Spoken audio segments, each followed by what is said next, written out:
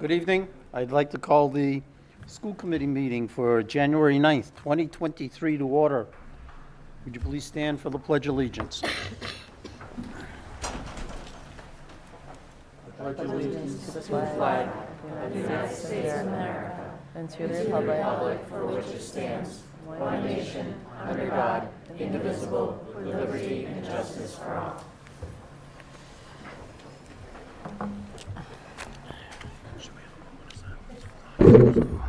Happy New Year, everyone. I hope everyone had a enjoyable and relaxing holiday break. Just like to let you know that this meeting is being videotaped by Dartmouth High School TV Media, and it is rebroadcast on Channel 9 and also Channel 18 on numerous dates and times during the week, and we appreciate everything that they do to us, they help us with, is what I meant. Okay, roll call, please, Ms. Gunther. John Nunes. Yeah. Mary Waite. Here. Kathleen Amaral. Here. Shannon Jenkins. Here. Chris Oliver. Here. Thank you. Okay, we have allotted 10 minutes on the agenda tonight for public comment on anything that's pertinent on the agenda, if anyone wishes to speak. Mr. Chair, if I may? Sir, before we get into public comment, I would just ask if you consider this body having a moment of silence for the Dartmouth High School student that passed away recently. Thank you. I apologize. Thank you. I spaced welcome. that right out. I apologize. So, yes, if we could have a moment of silence, that would be wonderful. Thank you, sir.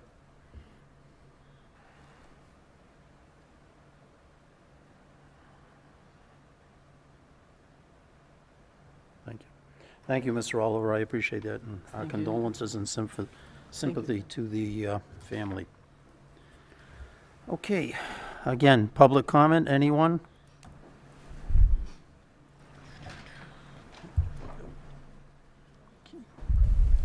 Good evening, school committee. My name is Kendra Bakerink. I'm a resident of Dartmouth, a parent to a middle schooler, and I'm also the district's behavior analyst. And I'd like to talk to you a little bit more about the students I service and the amazing folks that I work with in the district, as well as the current complexities and the needs that we're seeing. So my job basically is to oversee all the applied behavioral analysis therapy that happens in the district. We use the scientific method to break skills down into small steps to teach our students, and they make really amazing gains. And I'm so privileged to work with some of the most talented behavior technicians you will ever meet. They make my job so much easier every day and allow me to be able to service all 6 schools in the school district in addition to an out-of-district placement.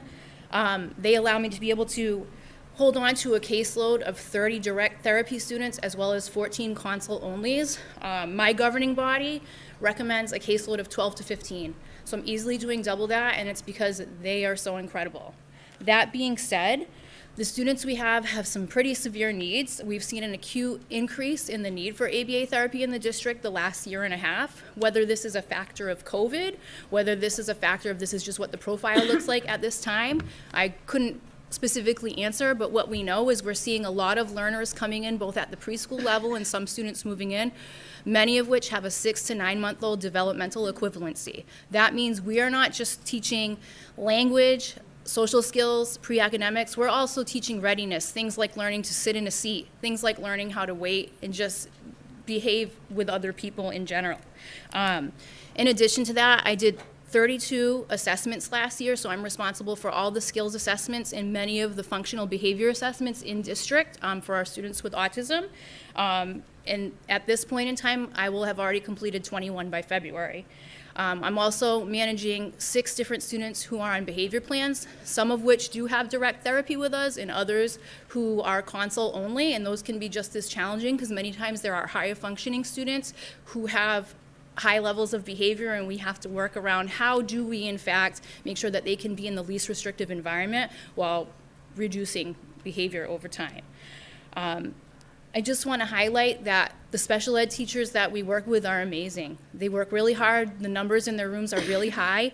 In addition, our preschool teachers who don't have a program are getting many of these students first thing, and they're the foundation, and they're where we're going to build upon and, children have the most brain plasticity and have the most opportunity to learn and gain new skills earlier on. That's why we believe in the model of early intervention, because we know that science proves that it works. So I just, as you go about your doings, I just ask that you take into consideration all the hard work that we're all putting into some of the most severe students in our district, and that I know that for my student in middle school, his teachers give 100% and they want 100% back for him, and all I ask is that myself and my colleagues be given 100% so that we can give 100%. Thank you.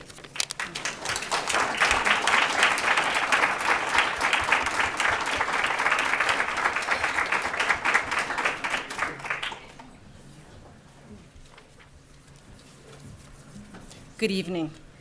My name is Donna Coster, and I am a secretary at the middle school. We are here on behalf of all the DEA secretaries. Dartmouth Public Schools administrators heavily rely on us, and our buildings cannot run without us. We put out fires on a daily basis, yet we are not valued with a fair wage. We work through lunch, miss breaks, and stay late to ensure all students are safely home.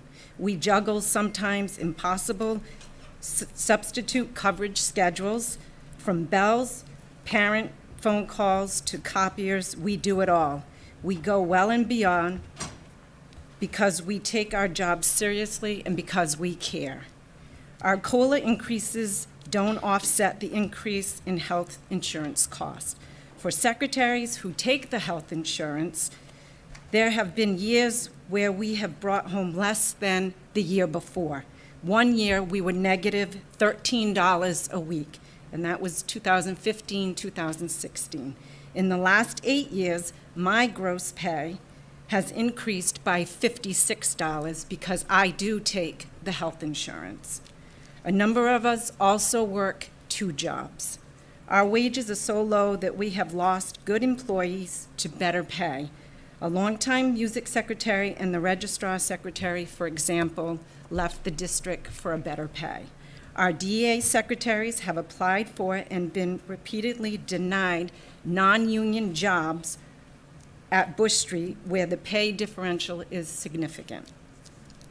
The district has also had a very hard time filling vacancies, so much that a new hire started at step 7, which goes against our contract, just to be able to fill the position. This means that the starting secretary has the same salary as a DEA secretary that has worked here in the district for 20 years. We ask that you consider our statements in your discussions later tonight. Thank you for your time. Thank you.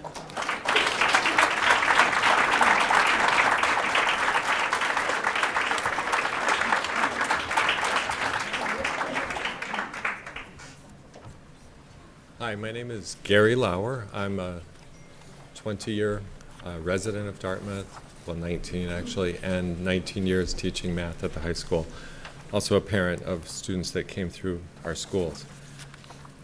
Last month, when Dr. Jenkins pointed out that our school per pupil spending is at the 10th percentile, it got me thinking about putting that in terms of dollars rather than in terms of a rank. And I also looked 20 years back so that we could see how it's changed. And this information comes from the U.S. Census Bureau, where all public schools are required to do very detailed funding reports every year. So I'd like to share what I found. So where an average school spends $1 for per pupil spending, 20 years ago, we were spending 84 cents. Fast forward to now, we're spending 82 cents. So there's been a decrease. Where the average school spends $1 toward teacher and teaching assistant salary and benefits, 20 years ago we spent 86 cents, and that has also declined and is now 84 cents on the dollar.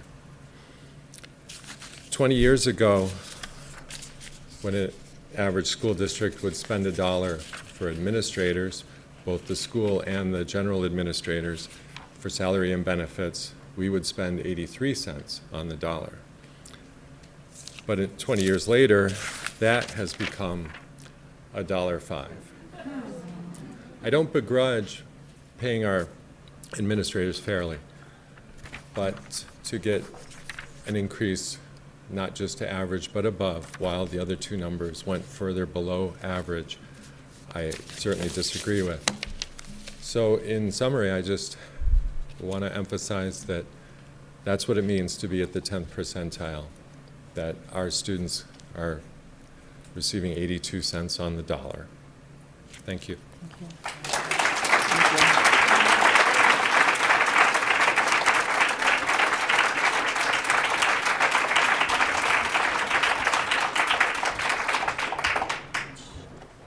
Okay. That's okay, we're good. All right. Moving on. Next item on our agenda is the approval of the regular session minutes of December 12th, 2022. So moved, Mr. Chair. Moved Second. by Mr. Oliver, Second. second by Ms. Wait. Kathleen. No, Miss me. Miss Waite. Ms. Waite, I'm sorry. On the motion, any discussion? Chair hearing none. All in favor? Aye. Aye. Opposed? Motion carries unanimously. Executive session. Oh. Kathleen, you wasn't going to here. abstain? Because you weren't Yeah, here? please. Okay. So Sorry 4 about with that. 1 abstention. Although I watched. Yeah. The executive session of the same date, December 12th. I'll move with the usual stipulation that they be held until the matters for which they were intended are complete. Thank you. Second. Moved by Ms. Waite, second by Dr. Jenkins. On the motion, any discussion? Chair hearing none. All in favor? Aye. Aye. Opposed? Motion carries unanimously. And then the executive session minutes of the joint meeting that we had on December 19th with the, some of the members of the Select Board, Mr. McGinnis. I have to abstain.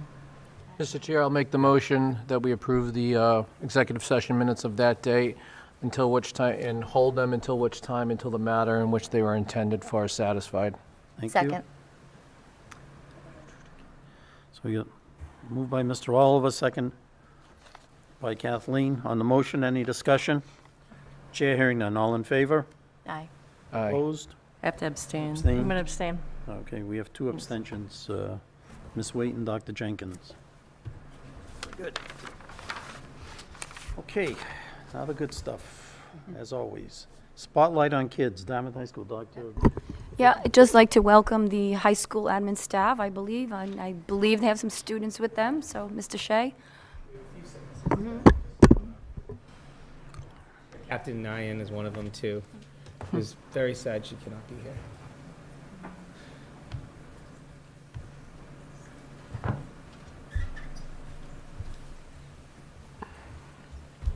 Not a Mac user, I apologize, people.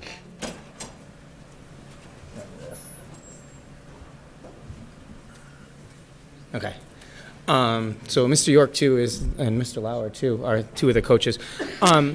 We really wanted to spotlight our math team. I think Dartmouth High does a really good job of acknowledging a lot of our athletes, our musicians, our artists, our theater production. Some of our unsung heroes are our students that are choosing to do more academic work and compete in that field. So we wanted to really recognize our math team, who is having an excellent start of the year, and I'm going to actually let them talk about their year in a second. But I just want to say thank you to all of them for all of their hard work. They have practices Wednesday nights that go into fun sessions where I, as a former special ed math teacher, I'm jealous that they get all these fun conversations on it. But they're here for you guys, not for me. So I'm going to pass it over now. Yeah, I am. So hello everyone, my name is Stephen Wee. I'm one of the captains here at the Dartmouth High School math team. Just to talk about how our entire year goes, we compete in 4 meets all across the year in a league of roughly 20 other schools. And basically we just compete in sort of, I would say, 2-hour competitions. And it's a lot of fun. We get to meet people all across Massachusetts, and we're lucky to have our coaches here, Mr. York and Mr. Lauer, for their support throughout, for all of us. We're lucky to have them. So, math team is a great way for us to find an early passion, commit to it, and find new interesting ways to get into that field. So nothing more to be said other than it's a great community. Again, I want to emphasize that the community is great, and our team is great, our teachers are great, and yeah. I'm going to tell you, Steven's being humble right now. Steven is the best performer in the state, and according to their coaches, the best they've ever had.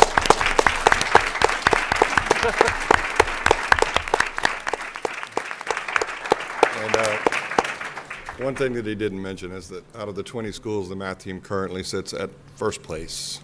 Dartmouth team.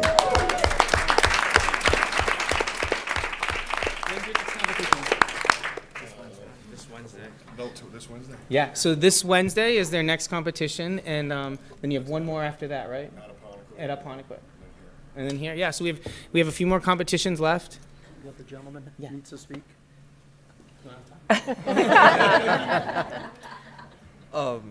Steven already went over our competitions, but I feel like we need to go over our meetings. Our meetings are pretty great, I feel. Not all of it's just about boring math. We hang out with our friends. We do problems together. It's pretty enjoyable. It's much more enjoyable than you might think. Yeah.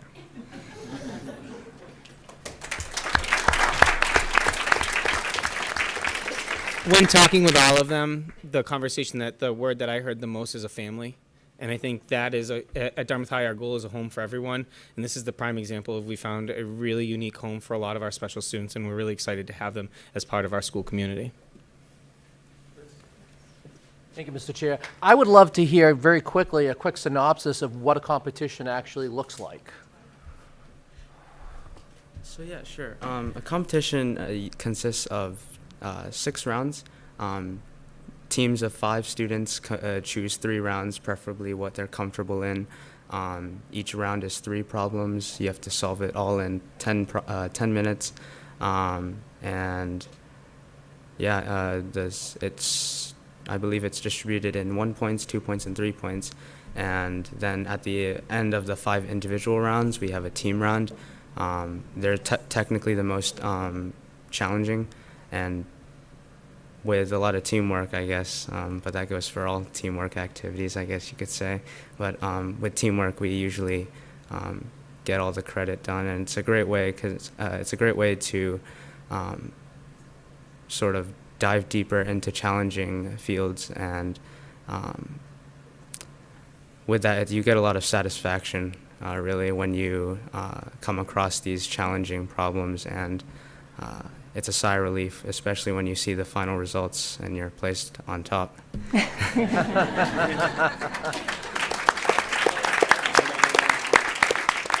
Thank you.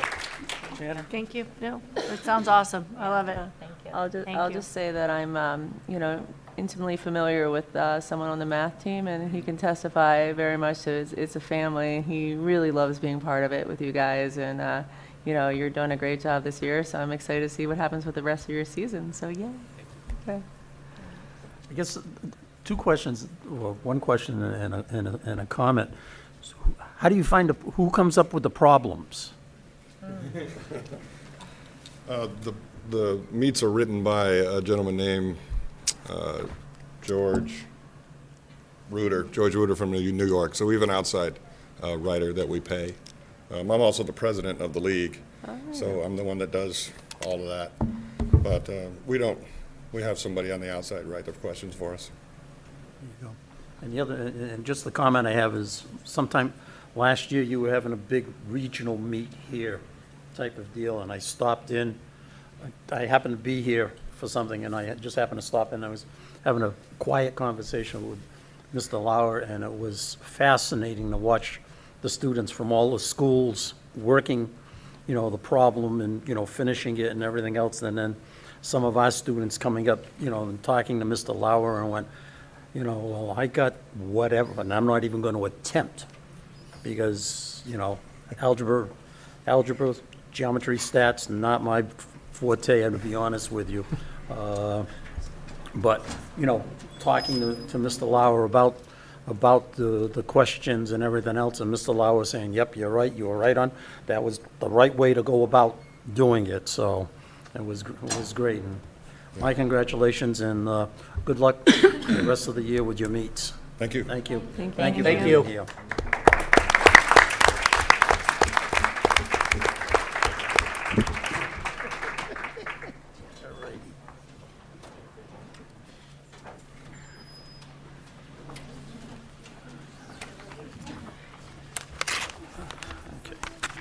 All right. You got Katie and Ross? Katie and Ross, All yeah. right. Next on the agenda, Dr. Gifford, the DESI Comprehensive District Review. Yeah, so we, between. Come on, It it's seems very as though lately that interesting. you've had to follow the good stuff, you know? So if you could just hit the next slide. So just a quick overview. If you recall, we were required by DESI to engage in this comprehensive district review, and I think we had told you in the past that they did have an outside agency come in and do the work for them, basically. At the time, Tracy Oliveira was on board, so I just want to give her a lot of credit for organizing a lot of the scheduling that went on when the folks from the AIR had to come into the district. So the review of our information took the form of many things. We were all interviewed, various of us, whether it was virtual, on-site, et cetera. They came in and did classroom observations, they did document reviews, all kinds of things, the normal things you would expect in any kind of audit and comprehensive review. We received the draft, actually, I think it was late summer, if I recall, and we were able to just look it over, make sure there were no glaring errors, and then, of course, they published the comprehensive final draft itself. So just the areas that it focused on, Ross can go ahead. And again, Ross and Katie are going to talk a lot about these in depth, but they looked at leadership and governance, and I know some of you were interviewed as well, if I recall. Curriculum instruction, assessment, human resources, PD, and student support, and of course, financial assets. So the report then provided us with some of our strengths that they found, as well as any areas for growth, and of course, we will be showing some recommendations as well as what brainstorming for future. So that's it. So the way we kind of wanted to frame our presentation around this report was just to report out on the strengths that were identified in the report, the areas for growth, the recommendations, and then kind of the next steps or steps that maybe we're already well into. But I think, in our discussion, I think it's important that we acknowledge that these are recommendations, and we'll consider every recommendation, but not every recommendation means that we will fully implement it. Some of them, for example, as we'll see, just maybe doesn't make sense, or we're already past that point at this point. But every recommendation made in this comprehensive report will be considered. So starting with leadership and governance, under leadership and governance, there were several areas of strength that were noted, starting with the high level of trust and collaboration that exists between the school committee and the superintendent. The report commented quite heavily on the fact that school committee members trust the leadership team and administration and the superintendent in particular to do the work of the district. And so that makes, the challenging decisions that come along with running a district that much easier to make when there is that high level of collaboration and trust.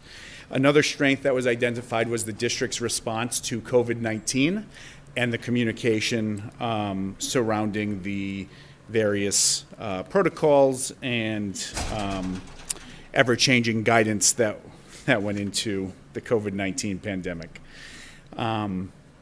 Also, under leadership and governance, they looked at the budgetary process, and they noted that it was dialogical and that there was a lot of conversation that went into the budget development. They also cited as an area for growth, using disaggregated student data to really drive the budget process, which, again, in talking about it, we do use student data, obviously, to make our budget decisions, but disaggregating the student data is something that comes up throughout the report at different points. It's not certainly not limited to the budget piece, but really digging deeply and looking at student data at the subgroup level was a recommendation that, we think is important, and it's something that we've started to do in various aspects of our practice. So, Ross, I'm sorry to interrupt. Could you expand on that a little bit? I'm just not completely, could you give me an example of that? Sure. So when I read it around, disaggregated student data, it's really looking at, our students of color, our students who are living with economic challenges or disadvantage, our multilingual learner students, really looking at those subpopulations of students and asking, how are we prioritizing them in our practice? What are we doing to support all students? So can I follow up? Do you mind? Because that was my question as well. I understand sort of disaggregating student data around, wrap my brain around student learning outcomes, that sort of stuff. I'm a little less clear about what they mean about disaggregating student data. I'm looking at Mr. Kiley too around budget decisions, right? You know what I mean? I can get it in certain domains of what we do. I'm not clear what they mean by that in terms of driving budgetary decisions. Does anybody have any sense of that? So, that's the hard part with a report like this, is we don't get to speak with the team after they've delivered the report to ask a clarifying question. But I think it's looking maybe not so much at personnel. Certainly that would be part of it, but really looking at I think Mr. Oliver brought this point up at one of the last school committee, our acceleration academies that we ran, right? That costs, that's an investment of funds. And do we have programs like that, and how are we making decisions on how, what students are able to participate in those programs, things of that nature. Again, that's just my own interpretation of a recommendation where we weren't able to speak to the team, and Mr. Kiley certainly. I don't know if you have a different take, but. Right. It is difficult because this is an evidence-based review, and then we get a report. So, but certainly being thoughtful about our decisions in the budget process as it relates to specific groups of kids is something that we've done. Whether or not that evidence was easily seen by the reviewers, maybe, could be an issue. But it's certainly something that we should be thinking about in the process. Right, and I see that in terms of how we do it in our learning outcome. It's just, I can't wrap my brain around what it means to use disaggregated student data to drive a budget process. That's just confusing to me. So it doesn't sound like it's very clear to any of us, so we can just move on. That's fine. Resources, maybe? Would it be driving curriculum, to be more targeted? Assuring that our subgroup needs are being met, right? So you can look at special education as a subgroup. You can look at our, our, as Mr. Tebow alluded to, our English language learners as a subgroup of students, and making sure that we're funding those departments, making sure that we're funding those, those needs in an adequate way, which is certainly something that we do, obviously, right? And to Mr. Kiley's point, but not necessarily something that's really necessarily easily to document on a piece of paper. So I think the budget process is so intricate, and I'm going to get into that a little bit on the last standard, that it's sometimes difficult to articulate all the steps that you take in the development of a budget. Makes sense. Thank you. Is that the? No, I think I stopped at one point. No, that's all right. So one of the other recommendations was that district and school leaders should ensure that improvement planning processes include input from the Equality and Diversity Committee that had been established by the school committee. And so while that committee is not currently active at this present moment, the idea that we look through, an equity lens is certainly embedded in all of our work, including our district strategic planning team work, which includes creating a sense of belonging and participating in the sense of belonging network. That's a major part of those conversations. It's also a major part of our work as we develop the portrait of a learner, which will serve as, the district's North Star, and kind of guide our district strategic planning work for the next 3 to 5 years. An equity lens is certainly being applied to that work as well. And again, just, sometimes it's as simple as just making sure when we say a quality education for all, that all truly means all, and having that conversation. So, this is an example of a recommendation that's made that, there's certainly elements of it in our ongoing work that we're doing district-wide. That's all. Okay. See you again. Oh, look at that. You're up again. All right, so curriculum and instruction, again, strengths that were identified, the vertical alignment of the K through 12 digital literacy curriculum, and certainly Trish Leary and there was a whole team of educators from Dartmouth Public Schools that worked on developing that curriculum, and now it's being implemented, and so that was identified as a strength, and we certainly want to honor and celebrate Trish and that team that did that work.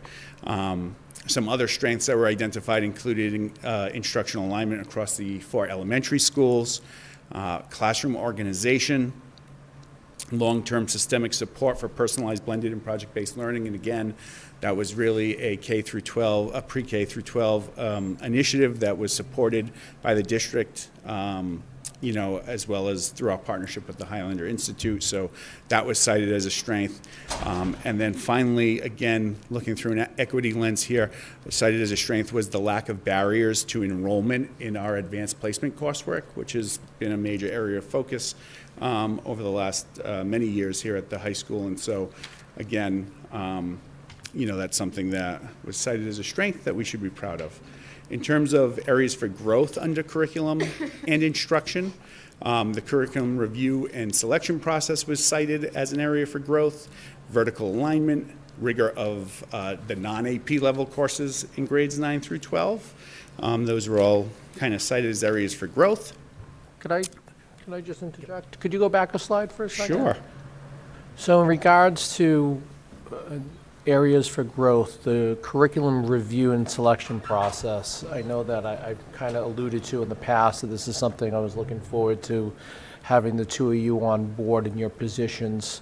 What do we see as at a district level, administrative-wise, as to how are we going to improve on the curriculum? What's the process right now, and how are we going to improve on it? So that's actually a great segue to the next slide.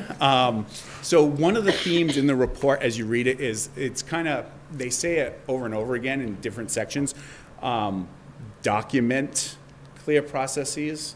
And it's really, if you read the entire thing, it's really not only a matter of documentation, but of communicating what it is. A lot of times they comment on things where there is a clear process, but maybe it hasn't been communicated or documented concretely enough. So in terms of the curriculum revision process, we have from April of 2019, so it would have been Mrs. Oliveira who developed it, but there's a district textbook and instructional materials adoption plan that is in existence. It includes a very detailed rubric that looks at, diversity and equity as core principles, as well as alignment to instructional standards. There's a variety of different, it's a pretty comprehensive rubric.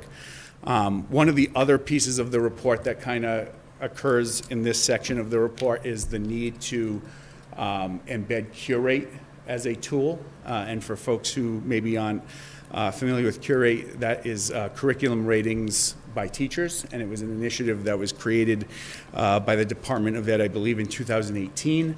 And the idea is that teachers from across Massachusetts would review various curriculum resources that are being used across the state and then rate them, for their efficacy and for a variety of different areas. Is that something that we're currently using or we're using? It seems like I'm jumping the gun here again. Yes. So right now, currently at the secondary level, for example, we are in the process of reviewing Algebra 1 textbooks. And so Curate is one tool that we're using to evaluate them. Ed Reports is another one. The strength of Curate, obviously, is that it's aligned to the mass curriculum frameworks, where Ed Reports is more of a national tool. But we have teachers from both the Dartmouth Middle School and Dartmouth High School on that team. And we are going to be using Curate. We're going to be having representation from the publishing company present to that team. So that work is ongoing, and Curate is absolutely being embedded and a major part of that process. And I have to give credit to Stephanie Church and some of our high school math folks, because they've done a lot of the pre-work looking at some of the different options we have. And they use Curate and Ed Reports as two tools to kind of get that ball rolling. So the answer to your question is yes, absolutely. Thank you. And then the other piece is the Curriculum Council also has met this year, and we'll be meeting again, throughout the remainder of the year to also kind of have a role in this work as well. So I think I covered most, if not all of that. Take a breath, Mr. Tebow. Yes. Take a breath. So I'm going to talk a little bit about assessment. And again, there were some several key strengths identified and deserving of recognition, including benchmarking that's in place K-12. We know that assessment of our students is really critical in helping us to determine whether what we have taught is making an impact on student learning, right? It's the shift from I taught it to they learned it. And we know that we have solid benchmarks to help us to gather the data to be able to answer those questions. Another strength identified in relation to our benchmarking system is the progress monitoring systems that are aligned to our benchmarks. So, while the benchmarking data is sort of important because we're talking about that being the trajectory, that benchmarking and that progress monitoring is our check-in along the way to assure that our kids are on that trajectory. And then if they're not, we need to make sure that we're putting those just-in-time scaffolds in place, but also checking the efficacy of those interventions, right? So we're putting these interventions into place, we're checking and seeing, are the kids making those gains? Are we getting them onto that trajectory where they will meet those benchmarks along the way? To that end, frequent use of data by our school level staff teams was another area identified as a strength for our district. The report talks about how assessment data is used formally and informally by teachers in school teams to guide instruction at various levels and to systematically pair students with appropriate supports, just in that way that I was discussing, right? We were talking about doing those benchmarks, looking at where our kids are, putting those interventions in place for the kids who need it, looking at whether they're making the gains we expect them to make. If they're not, looking at other interventions and making sure that we are meeting kids where they are and where they need to be. And obviously we want data to drive our instruction, but we want to make sure that the data that we're using is giving us the information that we need, right? There's something to be said, you can be data rich, but if you're information poor and you're not getting the information that you need out of your data, why are you doing it, right? So to not collecting data just for the sake of collecting data, but really to inform our instruction and look at our processes. When we talk about areas for improvement in this standard, one of the things that we're looking at are just those school teams that are reviewing the data. And to Mr. Tebow's point before, having some consistency and some protocols around how those teams are using the data. It talks a little bit about the variability in the facilitation and the attendance and the agendas and even what these teams sometimes are called, right? We have common planning time, we have professional learning communities. And so one of the areas for growth was around just having some consistency in really how those teams are using the data and what they're the sort of logistics of running those teams. And finally, the report identifies communication of assessment data with parents and families as an area to continue to grow. Parents identified throughout the report, they identified Google Classroom and Aspen and report cards as their main source of accessing information about their students' progress. But we need to look at maybe a more consistent structure for communicating that benchmark data and that sort of along the way so that we're not waiting until trimester ends or semester ends to talk to parents about how their students are doing. So as we think about the recommendations, they certainly grew right out of those areas for growth that were identified. So we're talking about, again, the documentation and the communication of clear protocols around the facilitation of school meetings, This is something that Mr. Tebow and I have talked a great deal about as we've sort of transitioned into these roles, but how he, with his secondary lens, and I, with my elementary lens, can really create consistent protocols around the analysis and the dissemination of data, right? So whether you have a 3-year-old or a 13-year-old or a graduating senior in the district, what are some things that you as a parent and as a family member can expect on how do you learn about how your child is doing in school? And as we have frequently talked about since the beginning of the school, one of the things we're working on is fostering a sense of belonging, right? You keep hearing that phrase, the sense of belonging. And it's not just for our students and our staff, but also for our families. And so I look at this recommendation as establishing systems to communicate student progress and assessment as an extension of that work, right? So when we talk about feeling like you belong somewhere, there's an implication that you feel like you understand what's going on, that you have the information that you need to, in this case, best support your child as a learner, and having a firm handle on their level of progress is certainly an integral part of that work. So I'm going to keep going, and I'll talk a little bit about human resources. So continuing on to human resources and professional development, there were again several strengths, as well as areas for growth identified in this standard. I think the areas of strength in this standard are a little bit more self-explanatory, but they are reassuring. Just to address the obvious, as was stated in this report, we don't have a designated HR department. So most of these duties fell under the previous assistant superintendent's purview, but they have since been absorbed by other people and sort of reshuffled.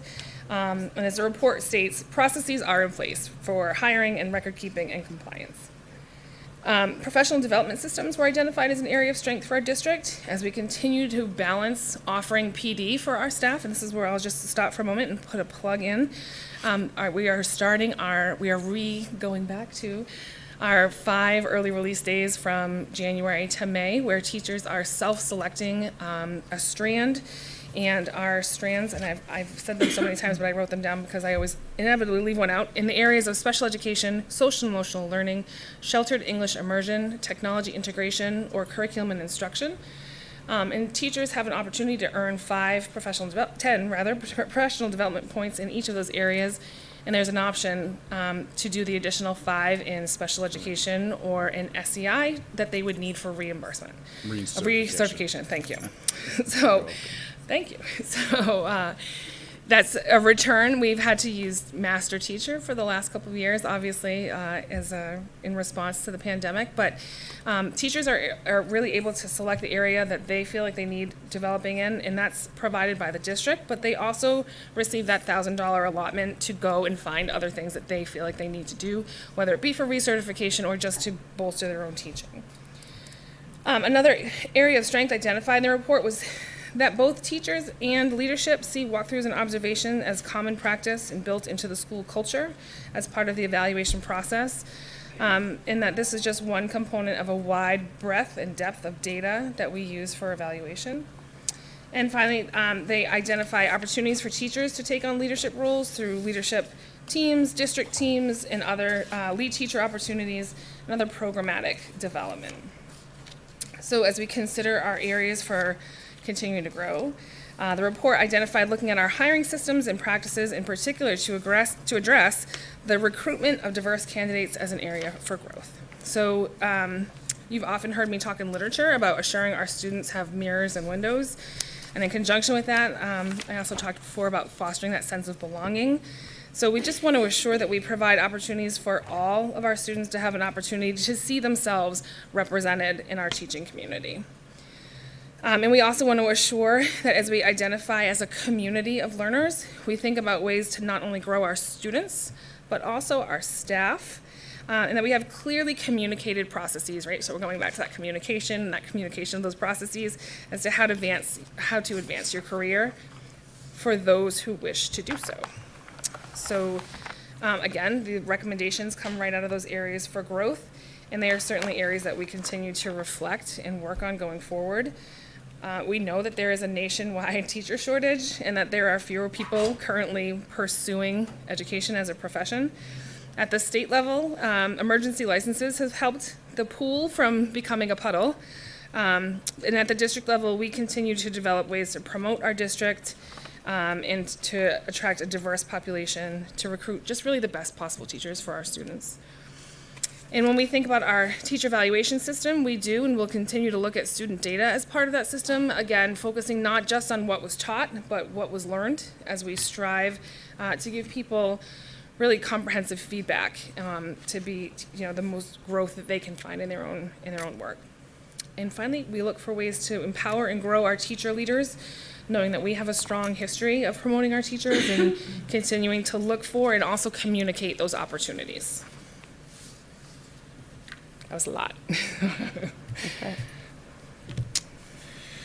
So for student support in this particular area, one of the greatest strengths that was identified was really what they called behavior management. We'd probably call classroom management, and that's a credit to our teachers. Dr. Gifford alluded to, they visited the week of May 4th, I want to say it was last year. So, that's prime MCAS season, AP season. It's towards the end of the year, but not quite there yet. So, when the visitors went into classrooms, they saw classrooms that were consistently well managed, and that's a credit to our teachers for reinforcing, clear expectations that really provide that safe learning environment for students, and that's certainly cited in the report, and our teachers deserve the credit for that. They also cited as strength formal assessments that are used to identify students in need of interventions, particularly in ELA and mathematics, as a strength. As well as the support that the district provides to teachers from external consultants, regarding tiered systems of support for social emotional learning and behavior.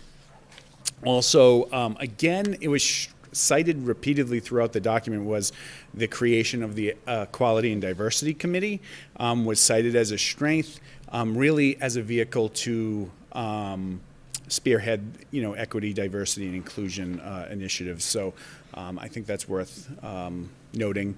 And then partnerships to support students and families was cited as a strength as well. Some areas for growth, again, that same theme that I mentioned earlier around documentation.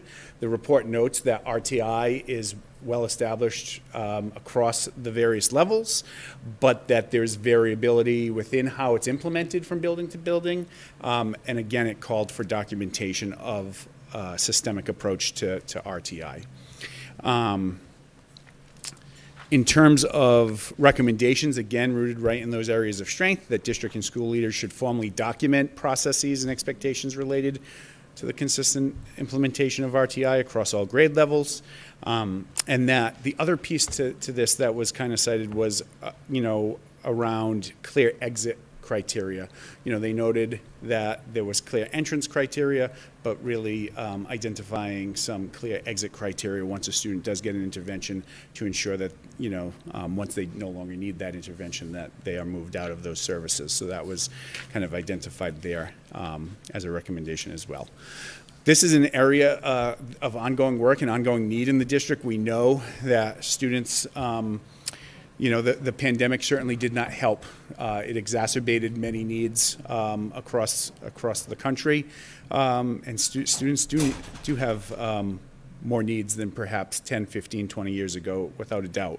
And so this is going to be ongoing work. This work is definitely impacted by the fact that we're in a period of transition as well. I think we should acknowledge that, right? We're going to have a new superintendent. We're going to have a new director of pupil support services, and this work is impacted by that. So this will definitely be work that's ongoing, and I would expect to see it as a key piece of the next iteration of the district strategic plan. In addition to that, though, we also do have some work going on that the Curriculum Council will be taking up later this spring, is reviewing and revising our district curriculum accommodation plan. That plan was created, last edited, as far as I can tell, it was March of 2016, so it's in need of review and revision, because outlined throughout the DCAP are interventions for Tier 1 and Tier 2, solid Tier 1 and Tier 2 instruction that should be going on pre-K through 12. So the Curriculum Council will certainly have a piece of that, as will the district leadership team and other teams throughout the district, for sure. So the final standard that they looked at was financial and asset management. And again, this is certainly an area in which many strengths were identified in the report. And really that's thanks in large part to the thorough work that's done by Mr. Kiley and his staff in the business department. When you look at the identified strengths, much of it is related to the work that's happening right around this time of year, around budget development and all that goes into that. One of the things that was stated in the report that really is worth mentioning is that even as COVID made budget development difficult, this is a quote right out of the report, decisions relative to funding priorities remain student-centered and dedicated to academics and social emotional learning. So really a credit to Mr. Kiley and his team as they took that on. The other strengths included the 5-year capital improvement plan, which forces us to not only look at our current needs, but those going forward and sort of have that proactive approach rather than just a reactive approach, as well as gathering stakeholder input in the process.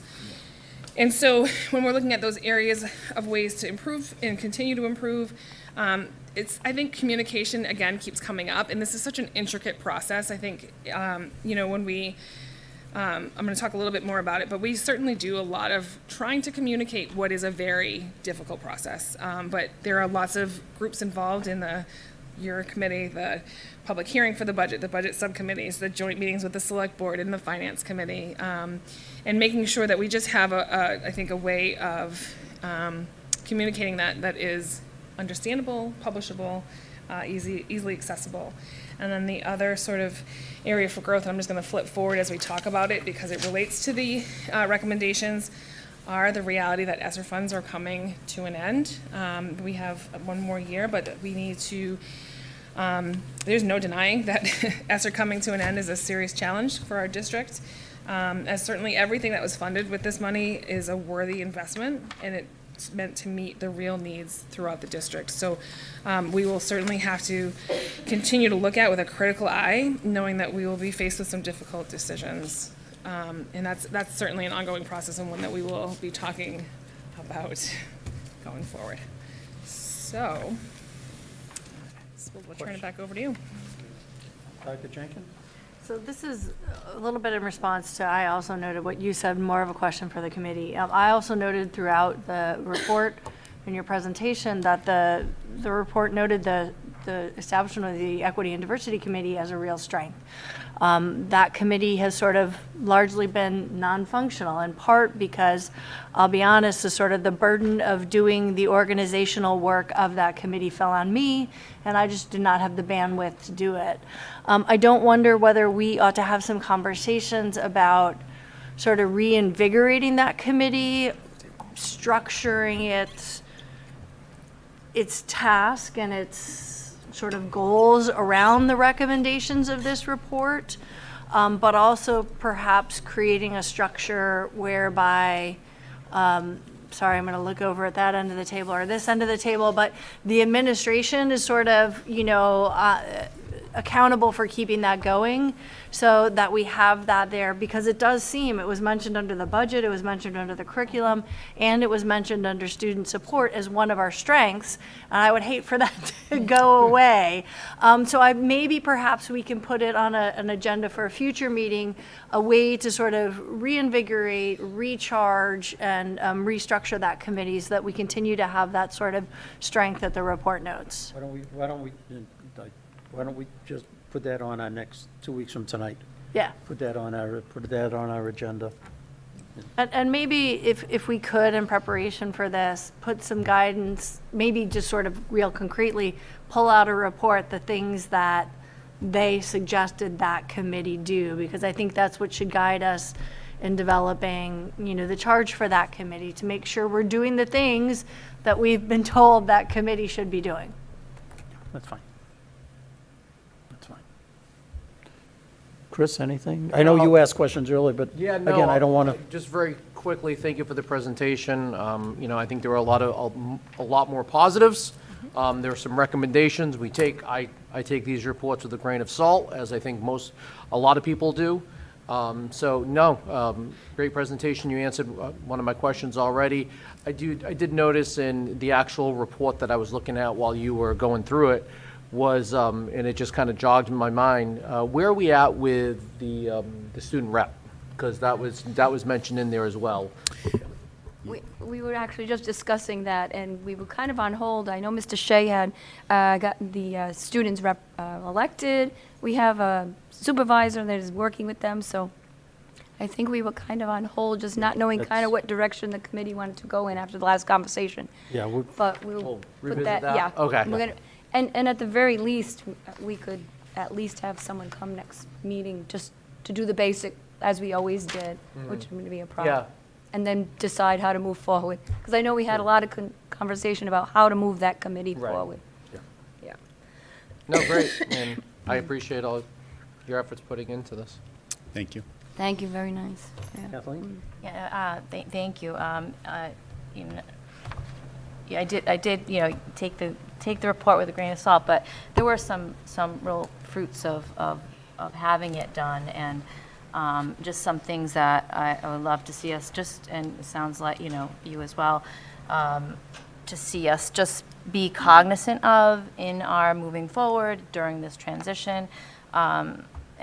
Some useful, you know, areas of growth that we can just build onto. I really enjoyed reading through and hearing your presentation, and I just love the focus on all of the good stuff that we're doing. We're doing a lot of good things here, and the mention throughout the communication, the family engagement, and staff engagement, and just it's useful. I mean, there's some good things that came out of it at least, but thank you.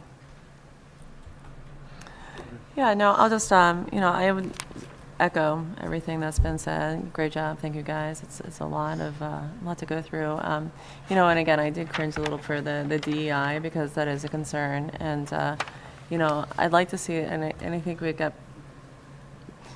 you know, it was a difficult path because I think we lost it. Well, we lost some focus with some other like things that were brought in around like the Indian and everything else. But I do think that's something that, you know, the teachers have such a knowledge of their students. And I think a big element of that, like I know we're looking at it from a systemic, you know, school committee wide, but I think like the teachers within the schools thinking about what they need to within their staff to reach, you know, and again, they're doing so much, you know, to reach our kids in the sense of belonging. But, you know, again, we saw that about, you know, that piece about, you know, the different data points, you know, how do we reach these subgroups, and it seems to tie in very much to the goals of that committee. So I think it might be sensible to have, you know, some focus groups within the, you know, we can talk more in our you know, group next in 2 weeks, but some focus groups in the individual schools that kind of talk about the needs and the gaps, you know, maybe within the climate of the schools, within, and again, within the staff as well, and in their students and their needs, and who's not being seen, and you know, all those things that we can tie in, you know, because again, we're sitting here, but we're not in the schools every day, so we're getting that feedback, but, you know, our teachers are on the ground, so I think they're so incredibly valuable to give us that feedback, so. Yeah, so I would just echo that the Portrait of a Learner work provides us an opportunity to get at that information as part of a broader initiative that is underway, you know, particularly involving, you know, faculty, teacher voice, as well as student voice, I think is critical to that. And I think we're engaged in that Portrait of a Learner work right now as we speak, so that is an opportunity for sure to get at that. Good, thank you. Thank you very much. I Thank you. appreciate it.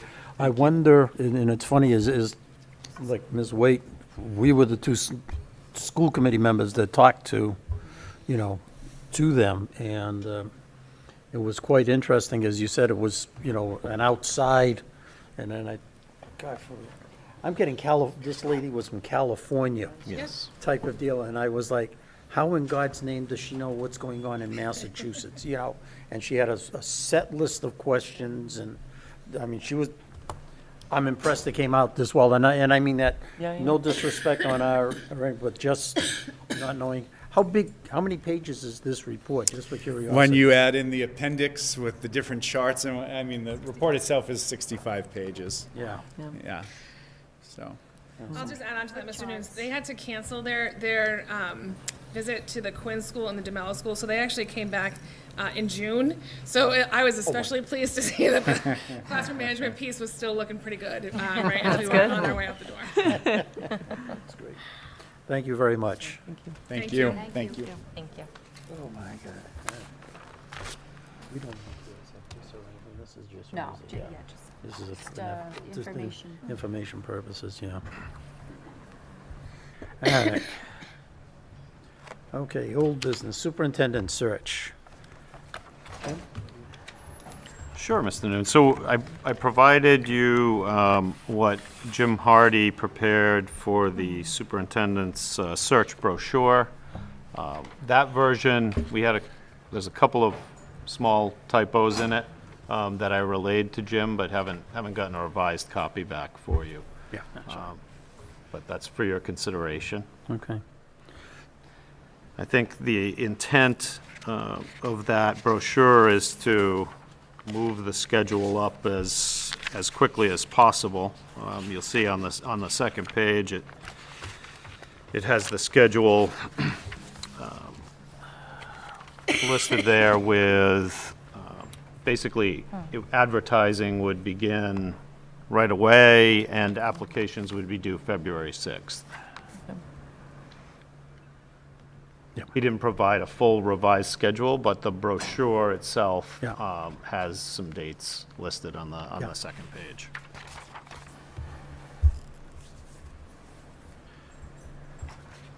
Questions on the brochure? No, I thought it was really well done. You know, I thought it gave a nice portrait of the town Yeah. and everything else. So, and is our timing? Are we in tandem with most of the districts for as far as like timing in the search? I know there's some thought that we might be a little bit on running a little behind. Where are We're we? a little behind. Behind. Yeah. Yeah. We've Okay. seen quite a few openings Thanks, yeah. coming, soliciting in our emails. So. That's why we'd like to Yeah. push to have a Yeah. Absolutely. approval for us to get it posted for you all. Yeah. Okay. Thank you. I'm gonna let that one I just have one question. Doc? I just want to, in terms of what we did last time versus this time, has anything changed in the qualifications or the selection criteria? Are they the same as we used last time? Have they been edited? Do we know that? So I can tell you that what Mr. Hardy prepared was, there was an attempt to be informed based on the survey. So the survey closed January 5th. And I know that Mr. Hardy was going to aggregate that data and attempt to change some of the selection criteria based on the results of those surveys. Okay, and are the qualifications the same? The only thing the only thing I'm not sure of is the minimum 10 years in education, including central office and/or admin experience in teaching. That would be the only one, but I mean, Yeah, the, because I mean, licen- I don't the have- licensee or the at least Right. masters. I seem to recall, I don't know if I'm right about this, but I'd have we to go had back a, and we had a specific requirement about central office experience.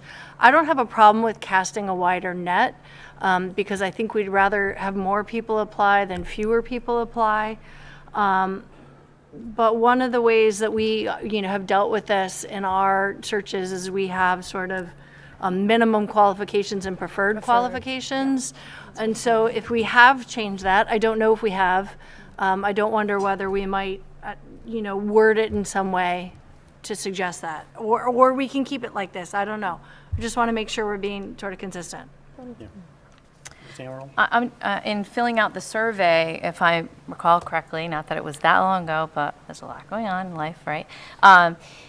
There were questions related to what we'd like to see, and I personally would like us to have Mr. Hardy here next time, and hopefully he can have the results of the survey so that we can take that in consideration, because if we decide on this and say X, Y, Z, what's here, and then we have the survey come in, it's like we wasted everybody's time for doing that survey.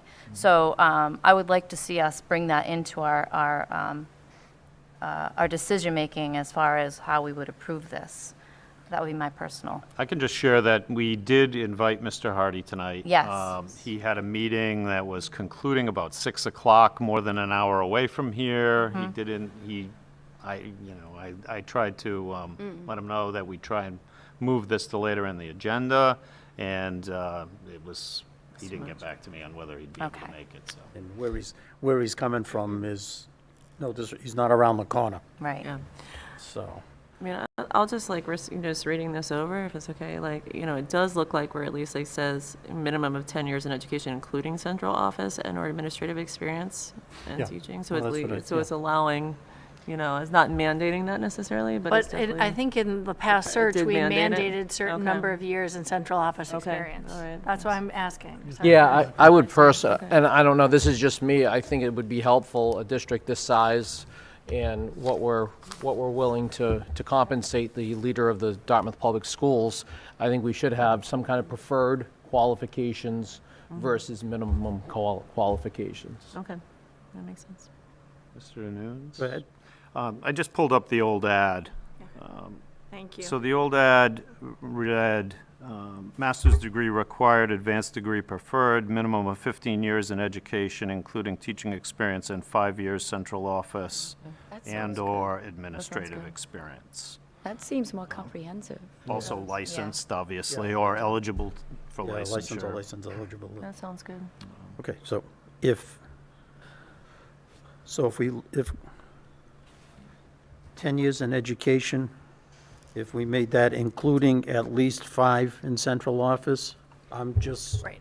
So I would say I am okay with leaving it as is because I believe in casting a wider net. I don't think we want to, say to people they're not going to apply. And in fact, we know there's a lot of research that when you add qualifications, women, candidates of color are much more likely to say, well, I have 9.2 years, therefore I won't apply. That's right. And sorry, the men say, well, that's close enough. It rounds up, right? So I would prefer to have cast a broader net in keeping minimums where they are.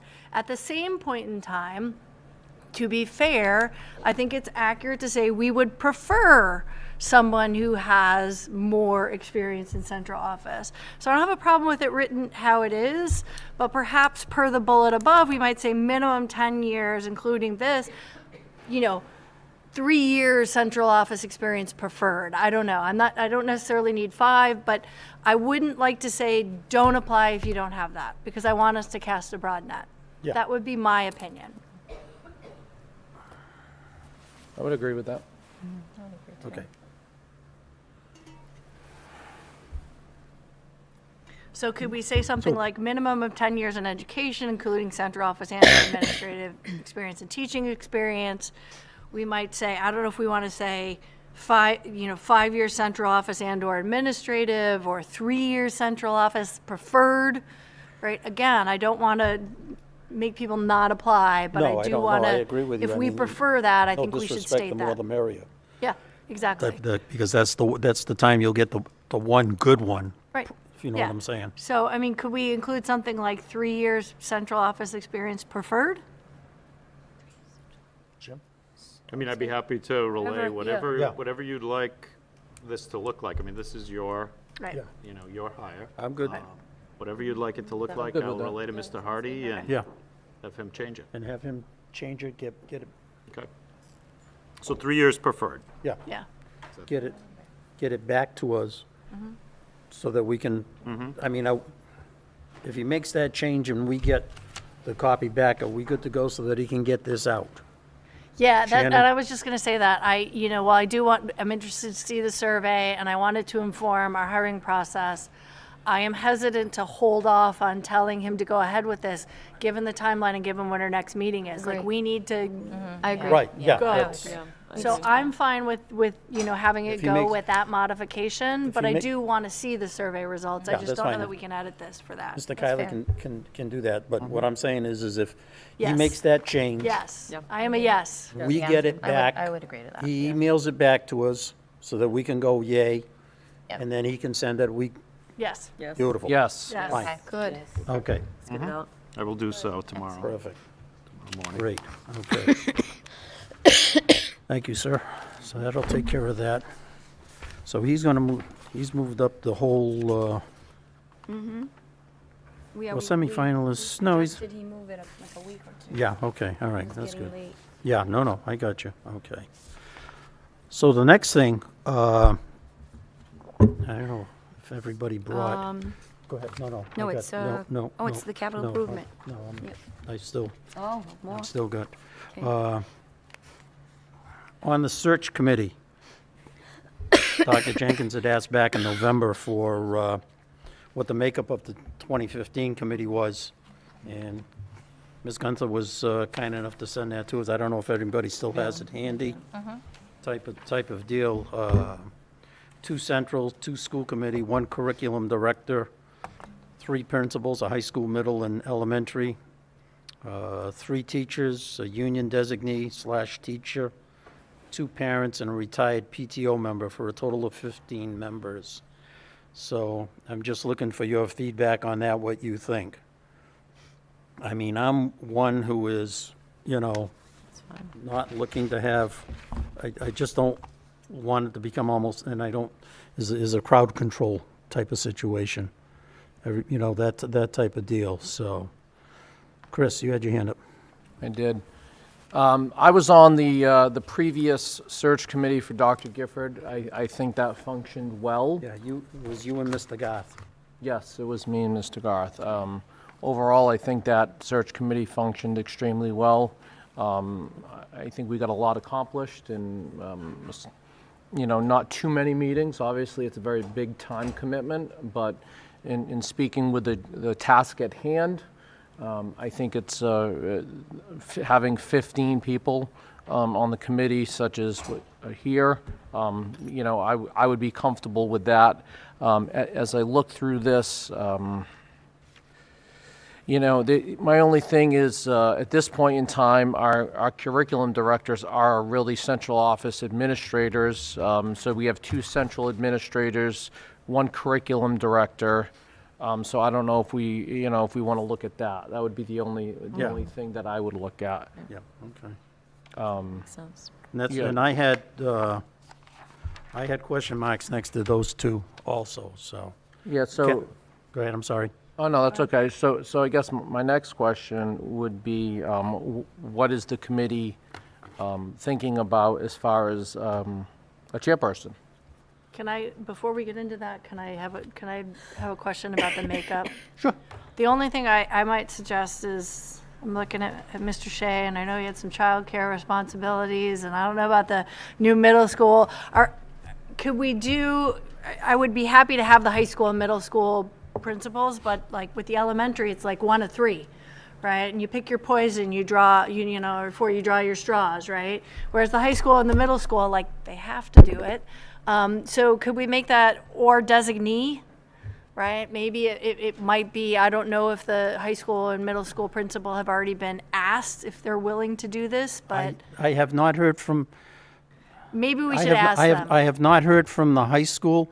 I have heard from the middle school, someone from the middle school admin that has stated they would Okay. like to be on type of deal, and I said, okay, I would get back to them, Okay. that type of deal. All right, I'm So, fine with that. I just want to make sure that we all have commitments outside of Oh, yeah. our work, and This it's is, asking a lot, so that they have the opportunity to appoint someone else to represent their administration. Yeah, I mean, 'cause this should is- the need arise. If you think about it, this is going to be probably about a month's worth of Yeah, it's a heavy lot. lifting It's a type lot. of deal. Kathleen? I believe we did this last time. I was one of the parent, at the time, I was not on the committee, and I was a parent representative. And of course, I had a special ed lens on and that sort of thing. And I believe one of our teachers had a special ed. I would just like to see that incorporated into the makeup somehow. I mean, and we've got some other transitions. I don't know if that's central admin or if it's, I'm thinking teacher. Yeah. Someone with that expertise to bring to the table in terms of, deliberation on the candidates. Related service provider? A related service, yeah. Yeah. Good idea. A related, Yeah. just opening it up to being Yeah, mindful of that's that fine. consideration. So that being said, what I would like to do, and I'll get back to the other question in a minute, what I would like to do is just, throw it out there and have anyone who is interested, I mean, again, the 2 central, I can live with this, what we have, type of deal, but somewhere between, excuse me for a second here while I pull up a wonderful calendar. I'm gonna- If somewhere between now and, say, the 19th or 20th of January, who's ever interested, just sent Ms. Gunther a quick note or an email, and she just forwards those to me, and I'll bring you that list on the 23rd, and we can hash it out then. Is there any reason why she can't share that with the entire committee prior to the meeting? No, I don't have, no. I don't have an issue with that. Right. It's easier, I think, to think about As a, Yeah, rather that's fine. than on the spot. That's fine. Agreed. Kat, Mary? Yeah, so just to follow up, just thinking about Kathleen and thinking about the fact that we do have our two central administrators who are also our curriculum directors. We have that, and again, just to point that out, would it make sense to swap out that curriculum director as a related service provider or an option, just at least like kind of put that in our, you know, A special somewhere. yeah, special someone within that, education yeah, provider. exactly, like just, because we still we'll have two people from central like office that. regardless, okay. All right. So instead of, Instead of the separate curriculum director, because that'll be like Yeah. encompassed within Yep, I the got you. two central. make it a curriculum, I'm sorry, Makes- my fault. Oh, no, it's a long meeting. What'd you call it? Special education or whatever the line. Yeah, relate, thank you. Service, yeah, related service. Just to honor that, you know. Yeah, no, that's fine. Okay.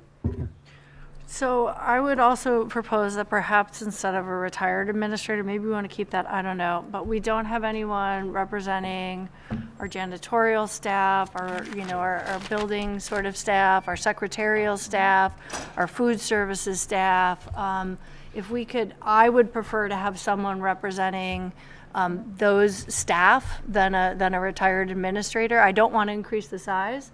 But I think there's a whole set of other employees that work in this district who have a stake in who the superintendent is, and I think they should have a seat at the table. So maybe we could change that retired administrator slot to not a district employee who doesn't fit the teacher and who doesn't fit the support services that you have. Other district employee. Yeah, but I'm thinking like a secretary or, you know, a custodial staff or, you know, a food services worker, maybe even a teaching assistant, right? Any one of those, I think they have important voices and perspectives to bring, and so I think they should have a seat at the table. Okay, with that? Yeah, that's fine. Let's go. That's fine. excellent. Okay. All right. And as far as the chair, I have asked Mr. Christofoli, who is the Director of Phys Ed and Athletics and Health, to chair the committee, and he has accepted. Chris? With all due respect, Mr. Chair, I would just like to try to understand, while I respect you and the years that you put in here, I'd like to understand what authority you had to make that offer. The chair of the school committee is no different than any other member of the school committee. The power lies with the committee, not with one individual person. And it is my opinion and my belief that as the chair, you're responsible for the running of the meeting solely. You're not responsible to make decisions on behalf of the full entire committee. Well, go ahead, Dr. Jenkins. I agree. I don't think this is the way this committee has operated. We've made decisions together as a group. We don't always agree, but we hash it out at the table in open meeting together. And I'm disappointed that the committee was not consulted about this. Well, I'll take the blame for that, and that's fine. I had a brief discussion with Mr. Kiley after Dr. Jenkins announced that, you know, she was retiring and, well, we were going to have to go. I'm not such. retiring. Dr. Gifford is retiring. Sorry about that. Lost my train of thought, I apologize. I had a brief conversation with Mr. Kiley and asked him about it, and never came to a conclusion. And then when this committee, at its last meeting, decided, and I'm good with that, to appoint Mr. Kiley, the interim superintendent, with everything that he's going to have on his plate between now and June 30th, I didn't think it was a wise decision to go that way. And I told him that, and he was appreciative of it. Jim, if I'm out of bounds, please say so. So then I started to think about who else we possibly could get, type of deal. And I was thinking, as we are thinking with this right now, type of deal of just moving this process along and being able to take and be one step ahead of other committees and other communities and that type of deal. And that's when I came up with Mr. Christofoli, because I have sat with Mr. Christofoli on a couple of other committees for administrative appointments and such. And I was very impressed, and he did a very excellent job with them, type of deal. So that's why I went with him. If I've stepped on toes and I've overstepped, then I humbly apologize. But I don't apologize for appointing Mr. Christofoli. With all due respect, Mr. Chair, I don't believe this committee has appointed a search committee chair. You have asked someone and that person agreed, but to Mr. Oliver's point, the chair does not speak for the committee. The committee appoints. So the committee has to make a motion and the committee has to vote. So it's my opinion, as of now, we do not yet have a search committee chair. With all due respect to Mr. Christofoli, I like him very much. I also respect him. But this is not a decision that is made without consulting the full committee. That's fine. Good. Kathy? Yeah, no, I agree with that. I think Andrew is quite, insightful and organized and just a great guy. And I think he would be understanding to the fact of this conversation.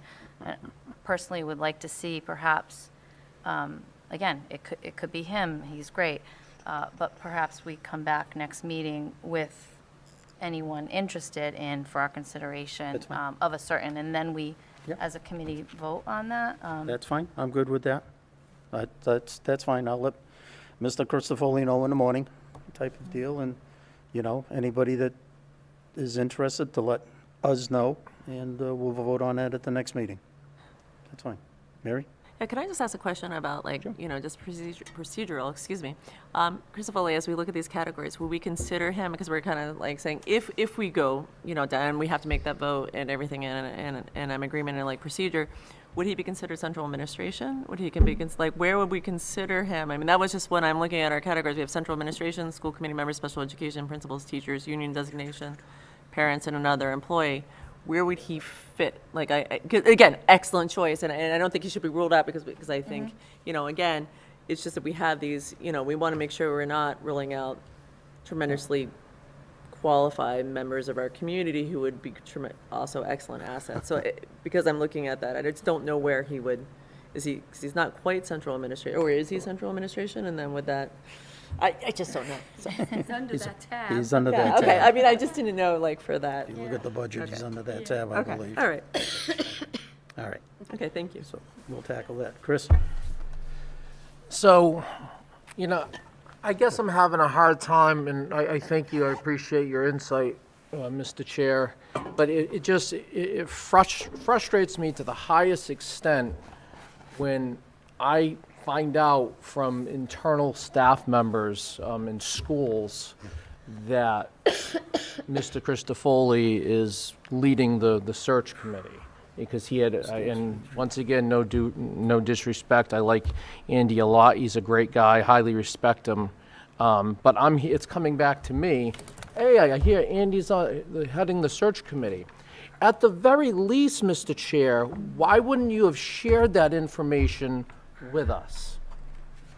And if you made the offer to him, why wouldn't you have shared that information with us? I'm having a hard time swallowing that. And again, as I just said, I will apologize. It was my fault. I should have, and I didn't. Okay? I don't have an answer. I didn't give you, I didn't do it, okay? Period. Shannon? So I'm going to follow up. I feel like decisions are being made outside of open meeting for this committee. And that is not how we have ever operated on my time in this committee. This committee has disagreed vehemently on lots of issues, but we always come to the table and work together because that's what we do.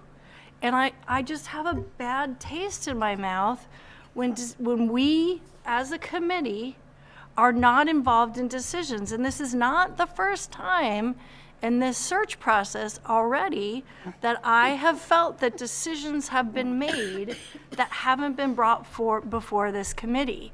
And I would just like some assurances that these sorts of things will not happen again. When there are decisions to be made, if we cannot wait, then we need to call an emergency meeting and make the decision collectively, because that is who we are, and that is the committee that I want to be a part of. I don't have to agree with the four of you on everything. We don't. But I think we have to agree that we all participate in all of these decisions. Yeah, I agree. Fine, I'm good.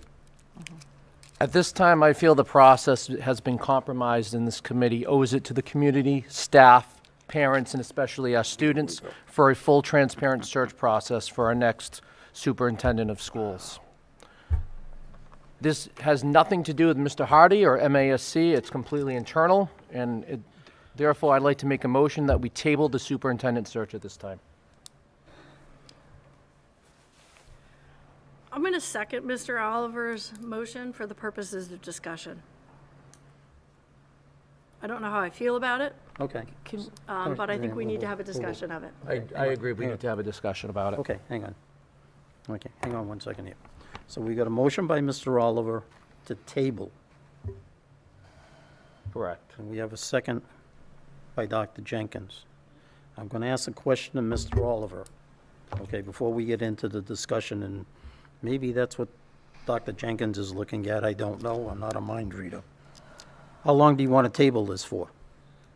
Until which time that this committee is satisfied with the process, superintendent process, the hiring process. Well, now you're going down the wrong road. Kathleen? Could you just could you expound on that in terms of like setting, I don't want to speak for you. I just want to hear you out because. Right now, let me pull up the schedule. Right now, it's scheduled to be posted when? What are you looking for? I'm sorry. February 6th, the schedule. It's scheduled for us, the applications open when? Applications are due February 9th. 6th. 6th, close. They're due February 6th, so for discussion purposes, of today is Monday. If this brochure went out, let's say Thursday or Friday, just, so you're looking at, what's Friday, the 13th, yeah. 13th. Friday the 13th? Yeah, trichotillomania. The 13th. So then they've got what, 3 weeks? 3 weeks. Can- Or so, a little bit. Yep. Yeah. 3 weeks and a weekend. Is the motion still on the, we're on the table? We're on the table. Yeah. Okay. 2, 3 Can I, okay. and a half. I just want to clarify, like, so in addition, I agree, we make, we make decisions as a group, and absolutely, this was an overstep, And I by admit the that. chair, and he's admitted that. I guess my concern is, we know that we're on a strict timetable, and we want the best superintendent possible for our students, and I'm really concerned about our timeline, and I'm not saying that we should skip procedures or anything like that, and so I want to know if there's like more that something else that I'm missing in addition to this, and I think John's said that, this was an overstep, and, again, and I agree with the public comment, that was another issue that I felt keenly, but I do want to make sure that we don't lose the opportunity to get the best possible person. And I was in Connecticut yesterday. I heard like Bridgeport is looking like, I am like mindful of the fact that, there's a limited pool, and I just don't want to push this off so that we lose the opportunity because we're having infighting. So I just want to understand, is there more to then, other than just, Mr. Christofoli, who again, I think we all acknowledge, respect, it was procedural, but I just want to know, is there something else that we're missing? Or that I'm missing here that I haven't understood, so that you guys are aware of? Sure. I guess simply, in the simplest sense, I'm just looking for guarantees moving forward that this committee will operate in full transparency. That's what I'm looking for. Shannon? I will also say that I felt when we started the discussion about interim superintendent that it was already decided that we were going to look externally and we were going to appoint. That's how the discussion started. The discussion about the interim did not start with, do we want to appoint someone externally? It's what are the steps to appoint someone externally? And so I share your concerns. I don't want to delay the superintendent search, but to agree with Mr. Oliver, I need assurances that if things come up, that decisions need to be made, that we make them in open meeting. If it's an emergency, we can call an emergency meeting that we will attend and we will be informed about. This is one of the most important responsibilities of the school committee. And every single person at this table should have equal voice in executing that authority. No, I agree. I just, is there any, but I guess is there any, so from moving forward, are we, okay, how do we make that guarantee other than we're agreeing that we're going to do that? That's really what we're looking for, a verbal commitment, right? That we're going to do this. I'm saying absolutely, yes. I would say if this happens again, I will be making the motion. Okay, Mr. thank Oliver will be seconding it. Okay. I don't want to get started and have people apply and have to do that. Agreed. No, I agree. So that's how we need to move forward. Okay. I will withdraw my motion. And I'm okay with that. You withdraw your second? Yes. Okay, fine. Okay.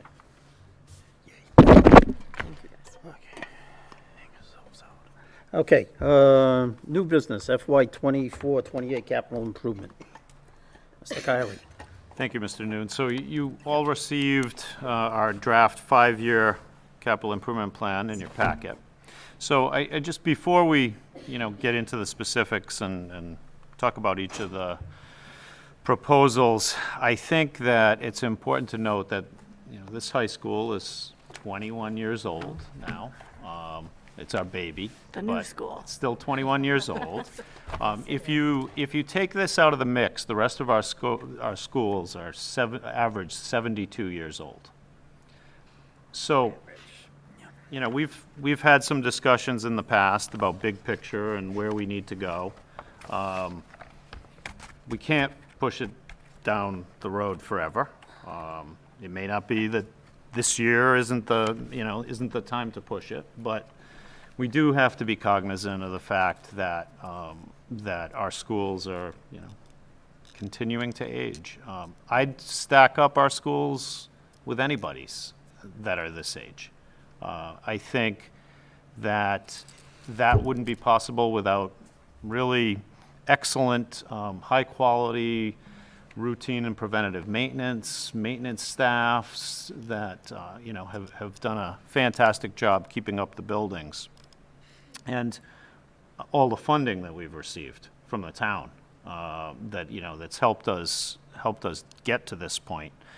But we need a lot more funding. So I think this capital improvement plan indicates that. It doesn't have a new school proposed in year one in the capital improvement plan, and I don't think it should. But I do think that having this building be 21 years old, we do have to have an eye out for spacing out what's going to need to be done in the future. And you really, want 10 years between these projects because they're so expensive that you really want to, have some strategy moving forward. And obviously, we're well past the 10-year mark here. for a new building, but I do think that, it makes a lot of sense to take a look at a building like the middle school, which was rated rated our worst building by the MSBA when they came down in 2016 and did the review. It was not the recommendation of our facilities master plan that we did several years ago, but I do think that it merits another look. So, Can I ask a question? Yeah. So the middle school, I agree, right? I think it's the building most in need of replacement, but we just got money for the roof, right? So how much 6 years ago. Right, but we committed to 20 years of use or We 10 did. years of use? 20 years of use. And so if we renovate that building, we're okay, but if we build a new middle school, we're on the hook for giving some of that money back? Yes. Okay. And renovating that building will It's not not be the possible. answer. Right, no. There's no chance that that's the answer. Right. We have new roofs on all the buildings, Right. except for the high school. Right. So, that's a problem we have. And correct me if I'm wrong, I mean, if we built a new middle school, and then for discussion purposes, oh no, that's not gonna work either. I was gonna say, I forgot about Quinn and Potter, not Quinn, DeMello and Potter, you could move them into the middle, make it'd be a huge elementary school, don't get me wrong. But that would alleviate, but now you get the roofs, if it's not time frame wise, you don't have the roofs that way, never mind. I took care of that idea. Sure. Yeah, I think those other schools would be superior to the middle school in my humble opinion. I think that Potter and DeMello and Quinn are in much better condition than that middle school. Chris, did you have a question? I did. You said Potter, DeMello, and Quinn are in much better condition than the middle school? Yes. Okay. I think I would agree with you on that. My concern with the elementary schools is space and not having a fully conducive 21st century learning environment and having the room for our related service providers, doubling up on office spaces, not having the room. Would it make sense, and quite honestly, part of these questions is me saying, let's put a placeholder in here for some kind of renovation.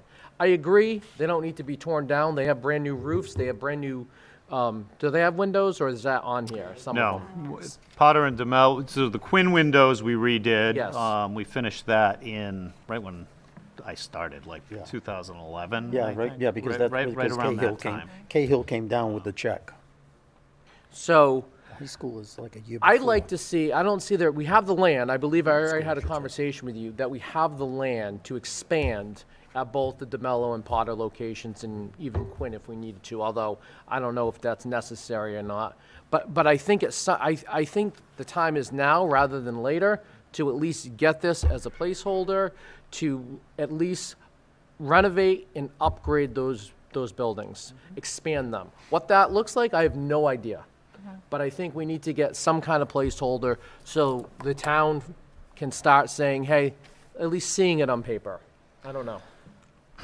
We could add something to the request that relates to planning towards something, something in that direction. I mean, that's what you really have to do, right? Right. We've been kicking the can down the road a while. Our plan, and I was a big part of this plan, so I'll take some of the blame. I think was less than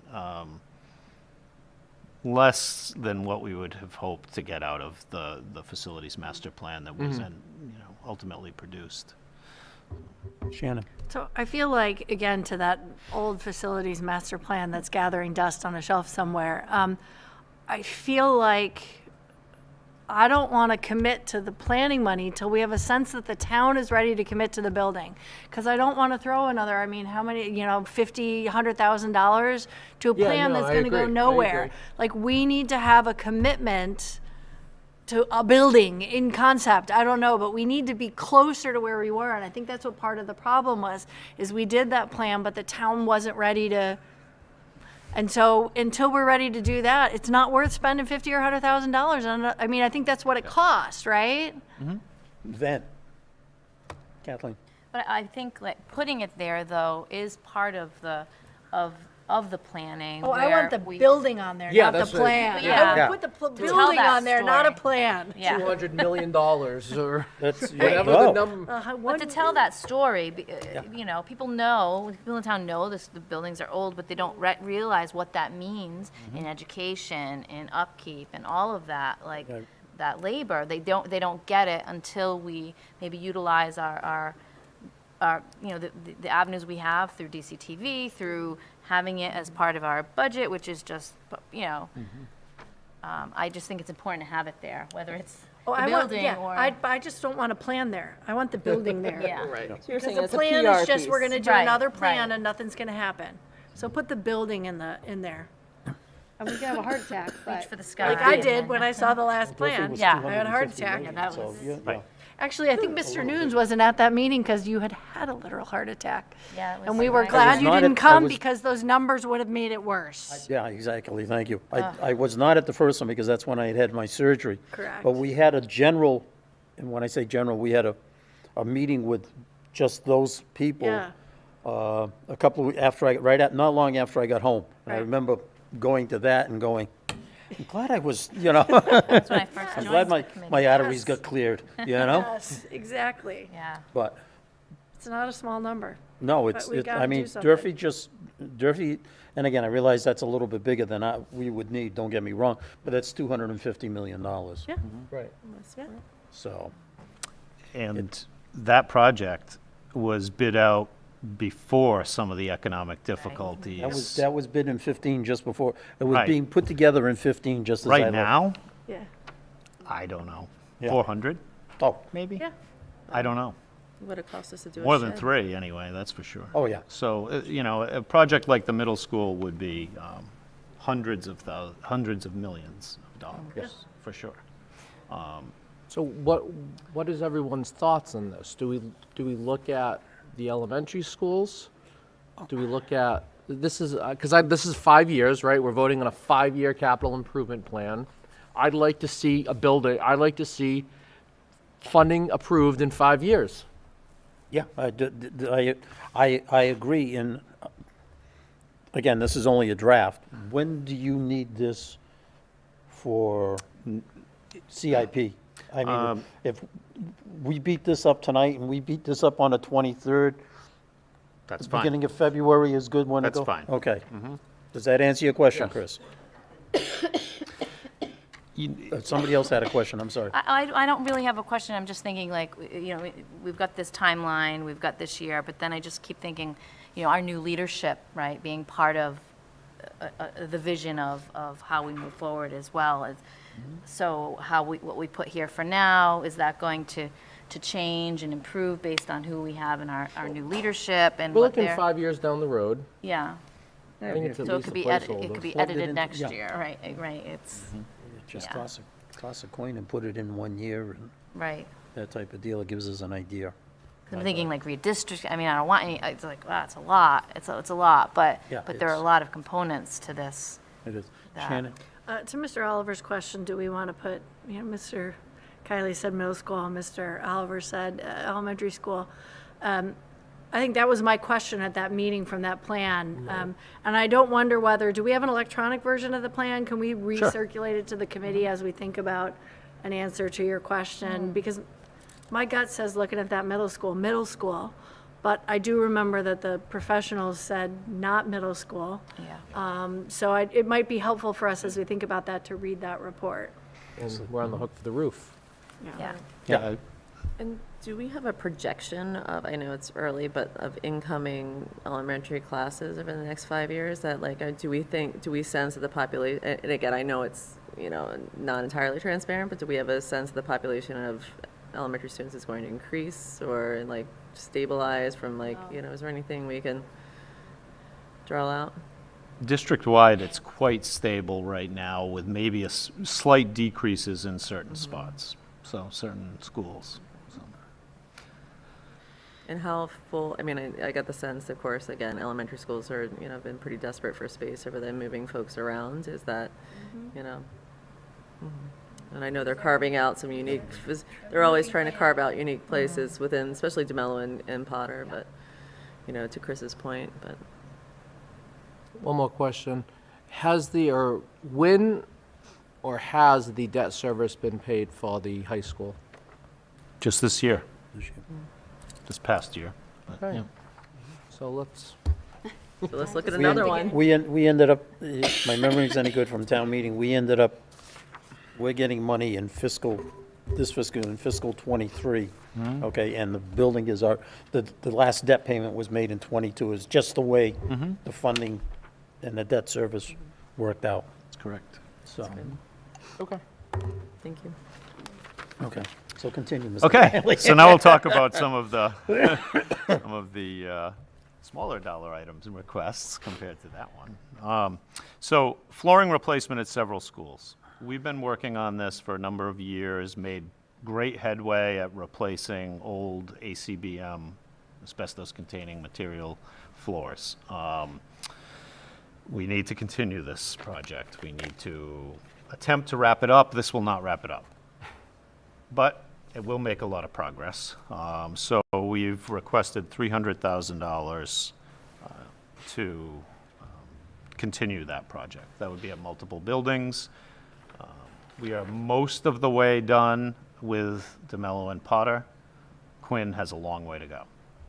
And Quinn would be our initial target with most of this funding. So that's one request. Roofing repairs. So we had some discussion regarding the Mass School Building Authority and their sort of postponement of their accelerated repair plan. So we're at least a year out from them reconsidering or reopening their accelerated repair plan. In the meantime, which then means you apply, you go through a process, you design, you construct. So you're a couple of years out once you get approved. So the reality is that this roof here has to survive for a significant amount of years ahead. And to do that, we've requested $225,000 to sort of just keep doing repairs. We have definitely some needs.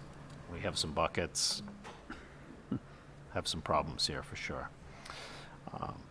Technology, infrastructure, security, and improvements. So this article would replace 102 switches, fiber network components, 425 Wi-Fi access points. The current backbone that we have of our infrastructure was mostly in place from 2013 to 15. So in the tech world, that's getting up there, getting up there pretty old. Total cost of the project would be about $700,000. We'd receive a significant funds from E-rate that would help us complete this project. So we've asked for $395,000. Now, one thing on the security side, some things that we are trying to incorporate into this are dual-factor authentication, so we can have more secure access to our network, and detection response. So that's also included in this network infrastructure article.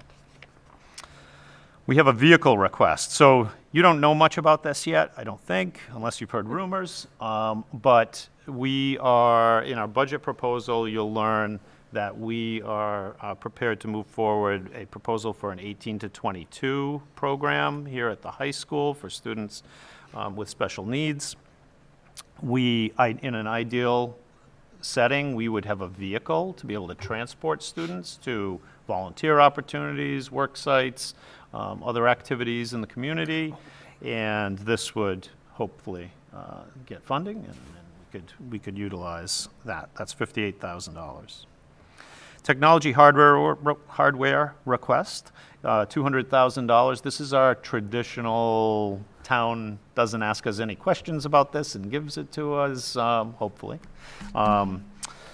200,000, basically continuing to support hardware replacement throughout the district. Bathroom renovations. Several schools require work in the bathrooms. One major project that we need to complete is to provide an ADA accessible bathroom at the Quinn School. It would be in the nurse's office. We've identified a location right now. We can do it, but we need the funding to be able to complete that. Fire system upgrade. So this has been on the plan for a while, and I kept moving it, inching it down every year because it was a lot to manage, and it is going to be a lot. So we've been working with the fire departments to discussing what we should be doing with the buildings, with our fire systems. They definitely need to be replaced. This would probably only do one building. It might do some planning for the next building, but basically it would be planning and then construction. We've asked for $250,000. And we have to do this, we can't do this all at once in all our buildings. So you'll see in the plan that there are additional requests down the road in the next, the following 4 years. What would be your first priority? We are going to work with the consultant to be sure that we can accomplish. We have several buildings that we need to address. So we want to make sure. One of them is not this one already. It's on the list. It's on the list, unfortunately. Remember that, this building was built with, it was low bid. It was, there are a lot of things in this building that are going to need to be replaced. And it is 21 years old, so. Keep hearing that. Yeah. Plus we had, plus if you remember, we had to spend a lot of money with legal fees because of all the other. That's right. Went on too, and that came out of the Yeah. bond for the school. Yeah. Came out of our pool, I heard, that we were supposed to get. Swimming pool, yeah. Another item that I know that, we've discussed before is the high school track reconstruction. So the track out there isn't in great shape.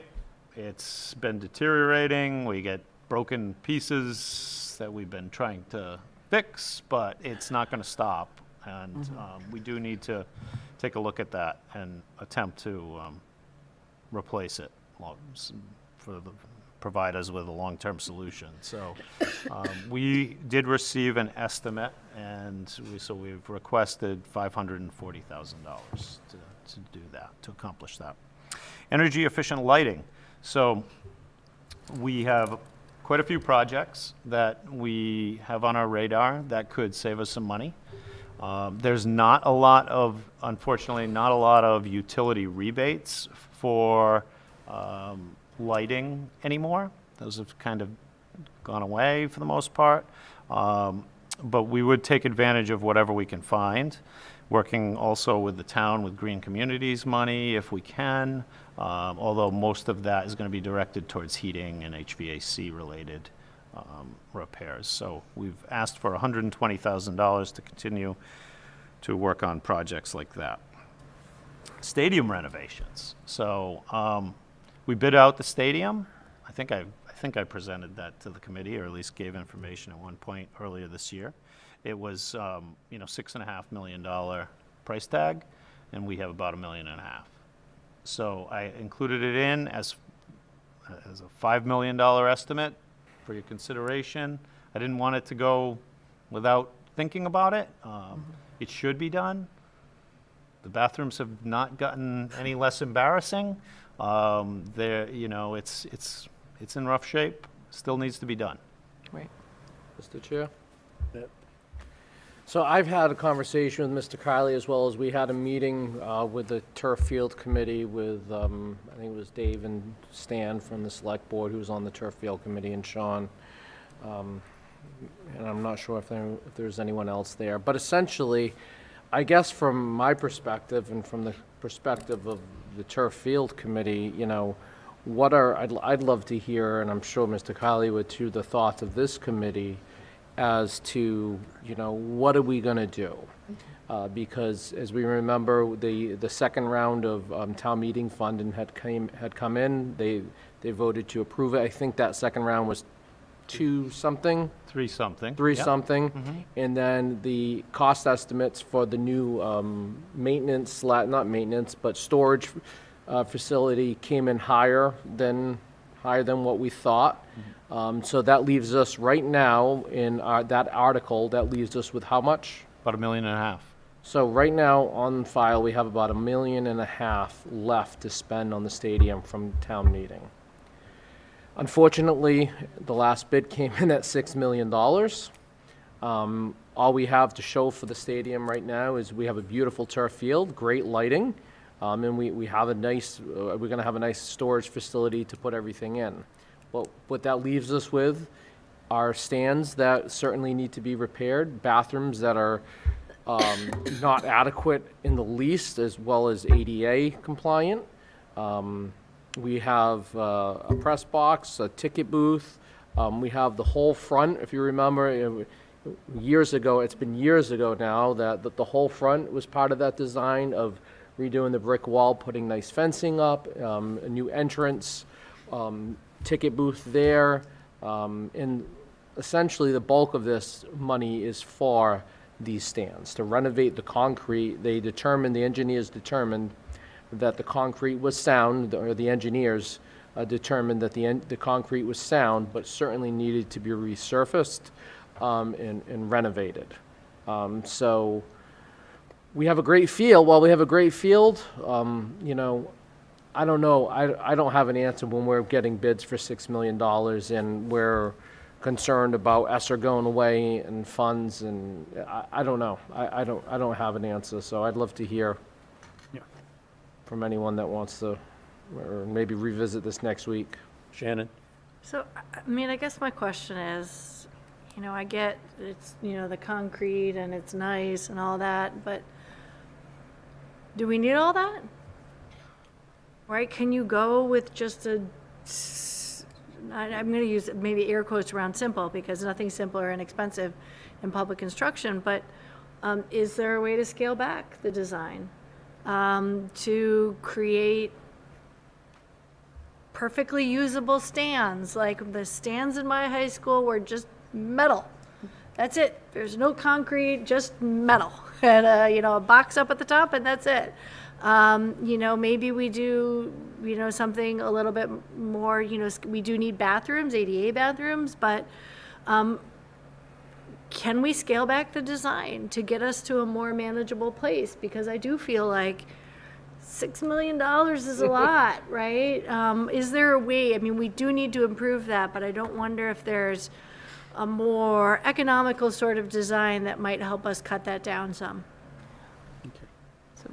Jim? I could just say, so we did have the designer take a look at aluminum stands. Part of it becomes quite complex in that when we take down the existing structures, we then have a responsibility to be fully compliant with all regulations. That requires a significant structure to house bathrooms that we would be putting inside the stands. If we renovate, we have to make an effort to become as compliant as possible. Certainly, we'd have full ADA access, but we wouldn't have the number of fixtures or the size bathrooms that'll be required with this separate building that we'll have to build when we put aluminum stands.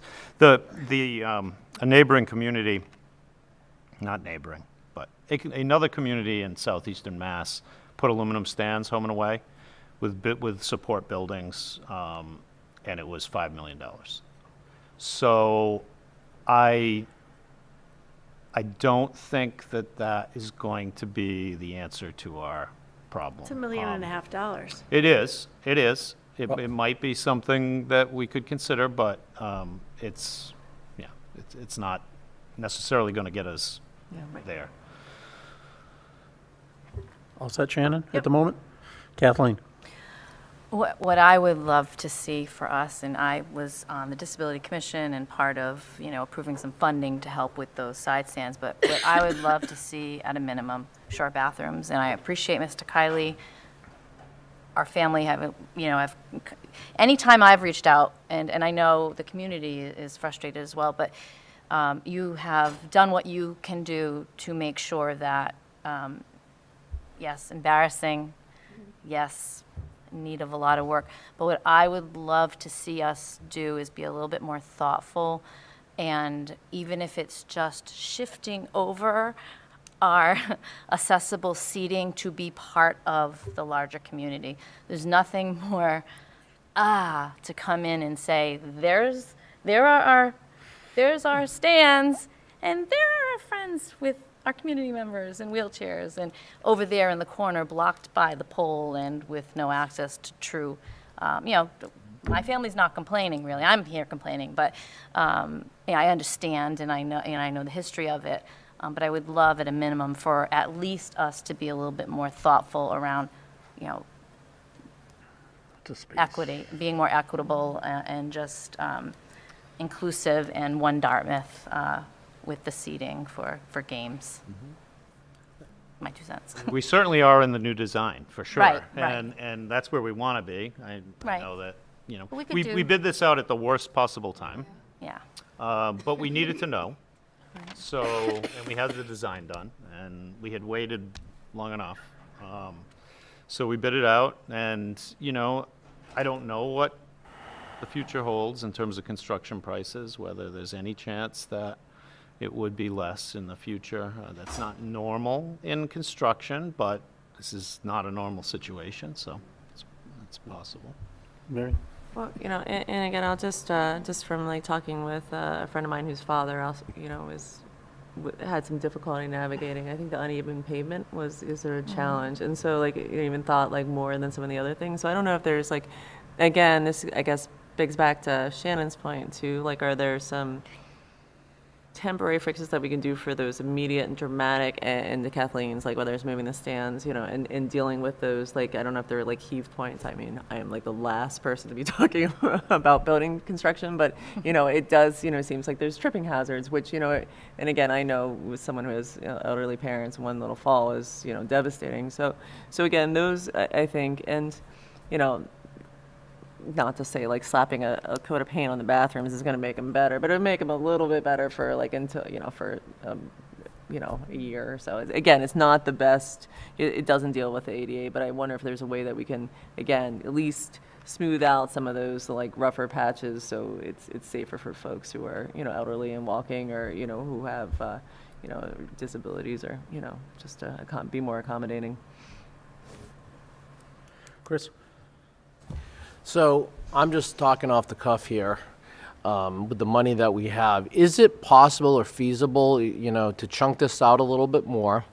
And is it possible to work on the inside of the stands without touching the actual stands exteriorly, the bleachers, the aluminum bleachers that sit on top of the concrete? Is it possible to go in there, at least, the bathrooms, gut the bathrooms, make them ADA compliant, and then whether or not we can do something with the concession stand as a starting point. But at least, is it possible to go in there and at least work on the bathrooms without messing around the exterior? I'm just... So Sure. The concrete repairs that need to be made on the interior and exterior of the stands. You're asking if it's possible. It might be. Just the interior. We would have to leave it without, we can't cover up the inside of the stands in order to do the repairs that are ultimately going to have to be done to maintain those stands. So whether you could leave everything exposed and still have new bathroom fixtures, I don't know. Just thinking outside. It's something just thinking we outside could the box. throw out there to the designers and ask, what that would entail, for sure. Okay. Kathleen? So if we were to carve out you know, if we were to just focus in on like a pathway, a more level pathway around, just going to the middle school graduation and having to utilize the bathroom, on our visitor side, could we do something, now that we've got that space, the storage space, could we do something with that, that room that is a bath, that has a bathroom, and make that our universal ADA compliant, multi-gender, you know, just bathroom, one person in, or family bathroom type thing. In the has that been thought about? There or- will be 2 bathrooms in that structure that will be fully ADA compliant in the new design. Back to the, so the stands need to be repaired. I will ask, but I'm pretty sure that they're going to say, repair the stands before you renovate the bathrooms. It makes sense construction-wise. If something drops down. Yeah, I mean, they need to, basically, the plan. plan to do construction was to rip out everything inside of those structures. So nothing left. And then do all the repairs and then begin to rebuild. And that's the way it makes the most sense construction-wise, but it's also a lot of money and we don't have it. So I'll ask about it. Shannon? So I'm in favor of asking the capital planning committee and town meeting. I mean, we know we have to do it, right? And here we're like, well, could we kludge this? Could we kludge that? Can we spend a bunch of money without really fixing it? Let's ask first. I mean, we know we need to do it. Let's ask. It's not something that's frivolous. We need it. And it's not just a school department project. If they say no, then we'll have to think about, other things. But let's ask first. And maybe we could see, are there ways that we can cut some costs? It would be a big difference, right? We've got 5 million here, we already have 1.5. Asking for 3.5 versus 5, that's a big difference. Sure. So if there are ways that we can cut that ask, I think we should ask. If there's not, I mean, we need to ask. No. And then let's just figure out what to do afterwards if they say no. Go ahead. I have one more item on my list. Yeah, no, I know. should have moved that one to the end. That's okay. I didn't mean to diss music here, but the music equipment article, the proposal is for $65,000. So it's been about 5 years since we've had a music equipment article on the capital improvement plan. A lot of our equipment is in need of replacement.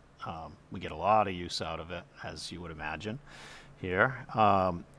We have been able to replace some targeted equipment with the operating budget through the years, but we want to be able to make sure that we can sustain our programs long-term. They do an awesome job at repairing and maintaining the equipment. So it's for no fault of that. It's just use and age of the equipment. So that's $65,000. We'd really like to see that, moved forward to, hopefully, to town meeting at some point. So those are the items that we really felt were important to add to the list this year and attempt to accomplish. I know we can talk about it more at the next meeting, but I'd appreciate your consideration. It will be a little different, the town process this year. This is a little late for us to do this, but they're not anywhere in their process either, so I'm not sure what that's going to entail. To my knowledge, they haven't begun that. So They're just talking about the budget tonight at their Right. meeting, so we'll go and we'll advocate with the Capital Improvement Planning Committee for whatever you folks decide to approve. So we're ready to do that. Any other Kathleen? I just have one more thought. I know these requests, are considered through, thoughtfully in each building and district as a whole. I just have one thought relative to the bathroom renovation at Quinn. You mentioned that a space had been found and located in the nurse's office, and I cringe when I hear that, because because. And I would, 25 years ago, students who had medical technology, feeding tubes, they were fed because it was a medical device in the nurse's office. We all know that's inappropriate. That student deserves to eat with their peers. Similarly, I would hate for a child or a staff or a community member who might not have access if the nurse's office is locked during some kind of parent night, and many students who, generally speaking, I think it's more likely that a student that is in a medical, needing an ADA compliant might have some medically complex needs, some health, immunity issues, and I just wonder if there would be a second space, maybe in the hallway, that might be available for consideration, so not to expose a student to extra germs if they don't have to, just to use the bathroom. I don't know. That's just my 2 cents on that. We did give some thought to this, and the space that we identified, working with Mr. Granfield, it is in the nurse's office currently. It's only accessed from the nurse's office right now. It is a resting space and a bathroom. The resting space component of that would have to go away because we need the space in order to make, to make the accessible bathroom. It is on the corridor wall.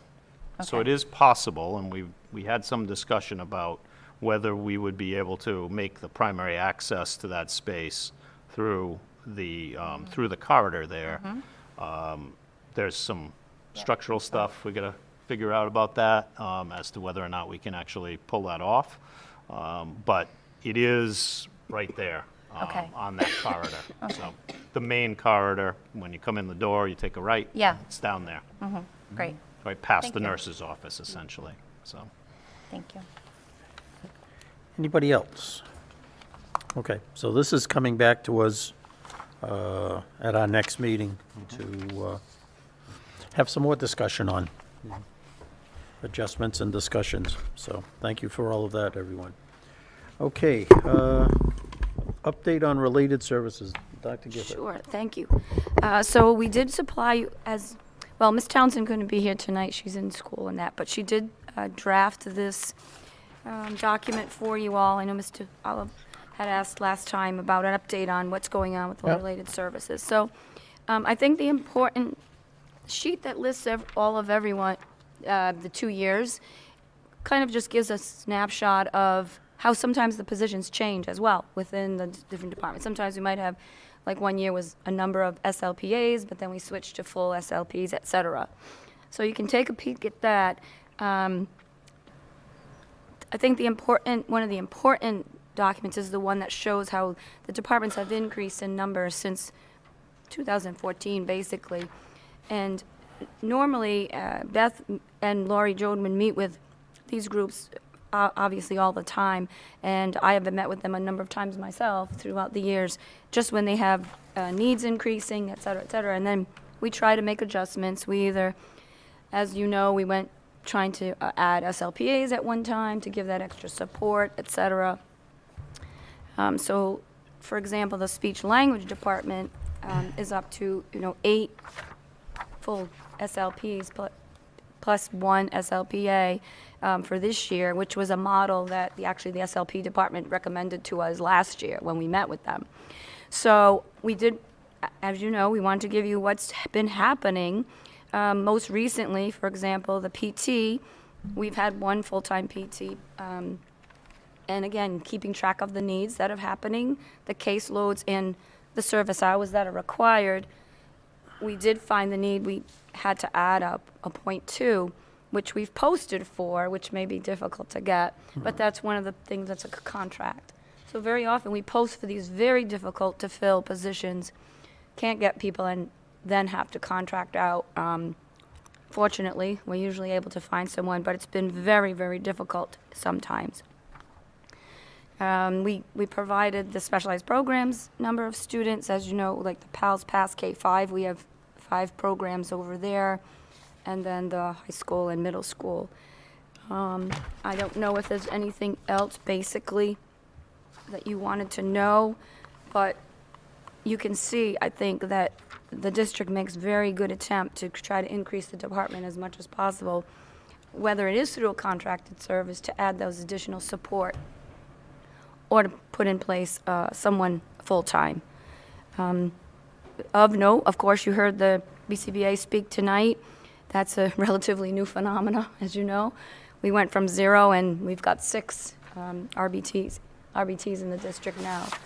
And they're all work under the BCBA, who supervises them. So I don't know if there's anything more specific. As I said, Ms. Townsend couldn't be here tonight, but if you had more questions, you can, and I don't know the answer, I can certainly pass that on. Sorry. Yeah, I had the opportunity, that's all right. Chris? I had the opportunity to speak with Ms. Townsend, and I appreciate her getting this out to us. I especially appreciate the FTE equivalents from 2014 to 2023.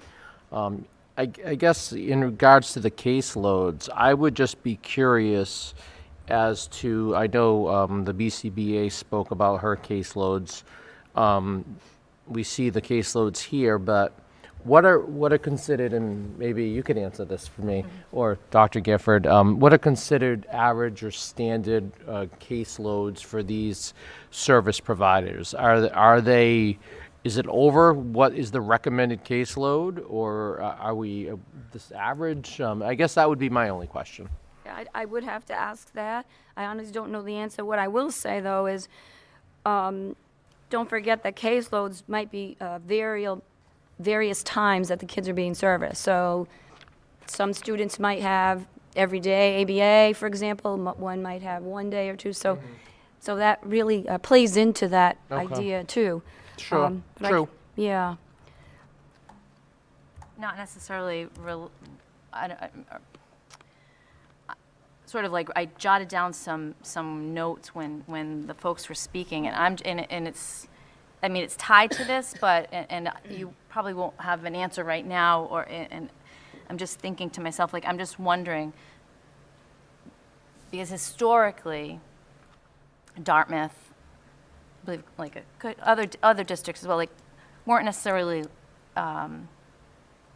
providing on a regular basis, like ABA services. Right. I think we ABA like, and there was like questions around the. I mean, it's data driven. It's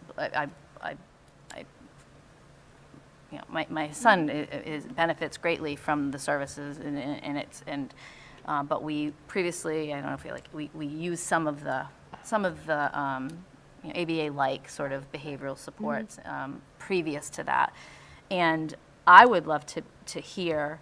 And again, it's related in a way, but I would love to hear, although it's a bad time because I'm sure like COVID and the increase of student needs and that sort of thing, just what we're seeing, I say COVID, but, you know, families not, you know, having access to comprehensive early intervention since the, you know, during and since the pandemic, all of those contributing factors to student needs, I'm sure. I just wonder, though, the benefit that we're seeing in terms of students, and then I think of like RTI and the students, you know, I wonder if, I'm just curious to, I would love to hear, it was recommended, some tying up the RTI, you know, the entry and the discharge of, and I just wonder how the BCA supports and the RBTs and supporting student needs and how that all plays into how long a student is, or what percentage of those students are put into special education more directly. Because I'm also thinking of those parents that just don't understand that their child is delayed or presenting a certain way because of the lack of socialization during the last 3 years of COVID, and you know, they don't realize that they just haven't, because I recognize that young families aren't necessarily reaching out to the degree that they would have previously in my professional life, because they just aren't necessarily aware that their child is delayed or has special education needs, or I don't want to say issues, but just needs related to how they function. I would just be curious, now that we have the BCBA, and again, it's not, I'm just, sorry. Yeah, well, somewhat there's a lot related. to it. And as How- you know, we have the child fine, but the Right, yeah, and right. but early intervention, certainly students may not have been even there because of COVID. And Right, or everything. parents that don't Yeah. recognize, and so the school's like putting in the RTI interventions Right. to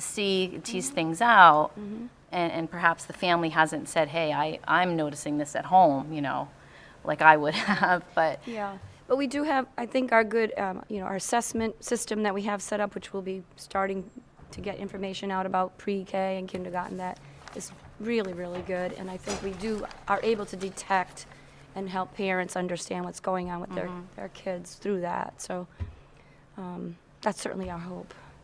But I'm grateful to get the data, Yeah, it's and important to know. I think it provides some clarity sometimes through some of the noise, the white noise, and what actually is happening in the departments. So, again, if you have anything else, you can certainly forward it, touch base with Beth and find out more. Anybody else? Mary, all set? Shannon? Good? Yeah. Thank you. Sound like Marilyn Monroe or something. Yeah. I know, all right. Okay. Okay, next, Pupil Okay. Support Service Administrator and pending vacancy, Doc. Well, yeah, we just wanted to acknowledge the fact that this position, aside from mine, is also a very difficult position to fill, possibly even more difficult. We do know a number of districts are already out on the hunt. I spoke to a colleague who had a search going on, had an interview process, and actually they're going back out again because the pool is small. So we're just trying to support you on getting this posted because we never know what might happen. Again, trying to get out ahead of it. So I wanted to ask Mr. News to put it on the, we are ready to post. We have a job description. I don't know if we sent the job description forward, but it's basic like we've done before for this position. And if you would like us to, we would post it, and then you can all determine how you will go about the process once, the apps start coming in. But we were just trying to encourage that posting to get going. Yeah. Sure. Kathleen? I would love to see us move forward with this. I do think it's important that we have a thorough, to your point, I see that in my world, and I also see some really frustrating things happening in other communities, and this is a very important position. So I would love to see us get going on and do like a full search. And I've already indicated my interest, but again, it doesn't have, I feel I'd add value to the committee, but also another a parent, with that lens. I had you in the back of my mind. What's that? I had you in thank the back of my mind, believe me. So, yeah, I would love to see us move forward with, I don't know if it's looking through the what's already kind of ready to go, or, but this is, I'm nervous about this one. Yeah, Nervous about both, Right. all. But I would look forward to us kind of moving full force with a full search. Chris? Yeah, I'm in 100% agreement that let's get this posted sooner rather than later. I'm okay with the makeup of the committee. My only recommendation would be I would like to see another teacher. We have 1, 2, 3, 4 administrators. It would be nice to see another, whether it's special ed or regular ed. I'd like to see another for what it's worth. That's only my opinion, but I'd like to see another teacher as part of that. And yeah, no, let's get this posted. And I'm sure that we potentially have some in-house candidates, as well as open it up to everyone in the field, and let's see what we get. And at least this way, we get to hear feedback from all the different stakeholders. Chris, just to yours, this has 11 members right now, and No, I get it. Odd that's fine. number. Nope. You talk about adding one, maybe if we added in, I don't know, Two. we add 2, only so we have an odd number. I don't know. That type of deal, or some other, massage this some other way to, you know, another teacher and someone else, that type of deal. Again, keeping an odd number, God forbid, Yeah, type of deal. So That's- that's that's just just- my thought as you said that. that's just my opinion. I don't know. No, if anyone else- I mean, I'm good either way, Kathleen. I just, though, too, wanted to say, like, we've got the 2 school committee members, my term ends. Yeah. So I don't know if we're up against what we were with the superintendent in terms of my participation on it, and the timeline. We want to have They're somebody gonna in kind of ASAP. probably almost run parallel, I would think. Pretty parallel. Pretty much gonna run parallel, so we'll be good. Okay. Dr. Jenkins? So yeah, I was just gonna say, well, maybe if we wanted to make it odd, we could move down to 1 school committee member, in part because we're running 2 searches at the same time and it's a lot. But then if Kathleen's gonna be one of the 2, I do think we should have someone else just to ensure continuity, so scratch that thought. Yeah, that's fine. So if you'd like, we could get it posted. Get it We posted. can, do you? Go ahead, I'm good. Do you want us to put out kind of The field. to the TPS and say anyone that's interested Yep. in being on the committee to let us know? And then next meeting, you can kind of discuss the committee more. Yep. All right. So then by that point, hopefully we'll have some candidates coming in. Yeah, can we also, for both the superintendent and this position, be sure to put that on social media?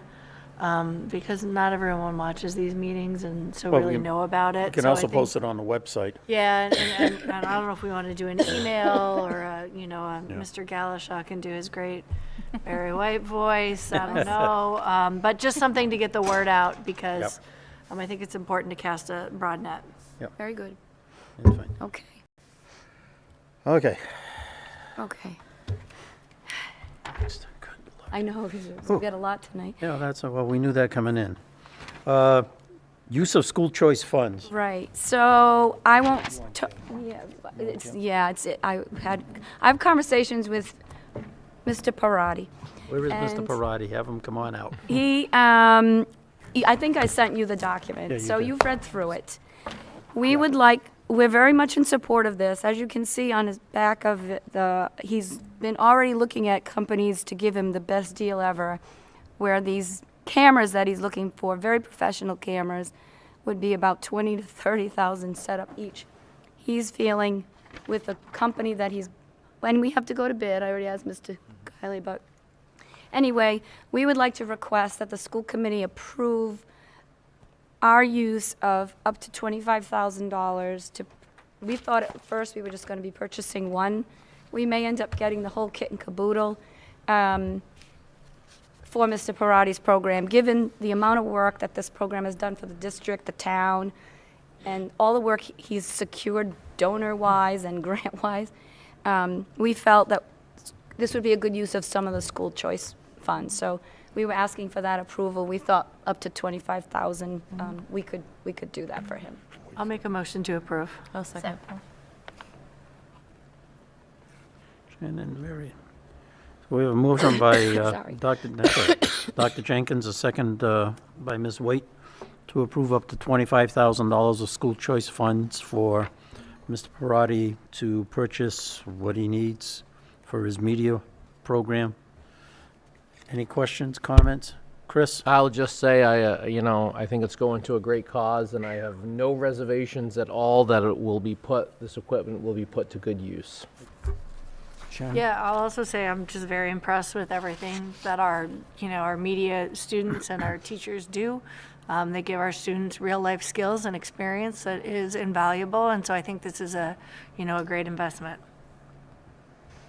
Yeah, I will add that, to see the passion and the leadership of Mr. Parati and how he inspires his students and just so enthusiastically and doing so much and all the projects. I love watching all the productions. Buddy Ben Smith. Oh, my God, yeah. he's great.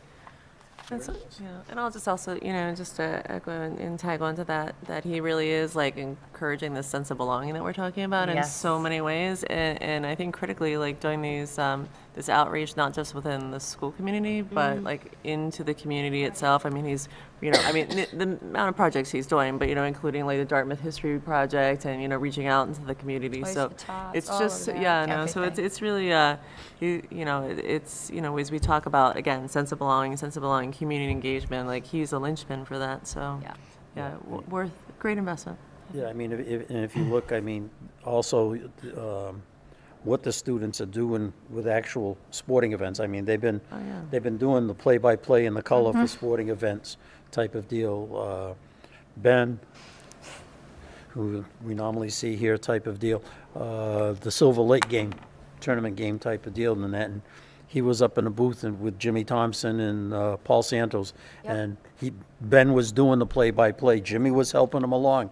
But Ben was doing a play-by-play and just had a great time with it type of deal. So, I mean, That's awesome. what these students are doing, I mean, and if you go in the back here, you go downstairs and you see what they have for equipment, it's, you kind of think about when you watch the Today Show or an NFL game or something of that nature, and they kind of very quickly show you the production room. Yeah, it's a mini production room, but we've got what they've got. Yeah, it keeps getting better and better. Kathleen? Yeah, I was watching the dedication, the court from Mr. Gaspar, and I just was, it was great. Ben was correcting Paul Santos, if he said somebody was 6'7", he said, actually it's 6'9", or whatever it was. It was funny. He had his facts, and he was ready and prepared for that play-by-play. It was great to see him. So, confident enough to make the corrections on the spot, to make sure that what was being shared was actually, He's good. factual. He's good on the fly. He really is. So that's like, all right. So we have the motion and a second. All in favor? Aye. Opposed? Motion carries unanimously. I don't know if I hear a whoop back there, but. Yeah, I'm not seeing any fireworks coming out. I'm a little disappointed. Some with the clapping. fireworks. Oh, okay. I didn't hear the clapping. All right. Okay.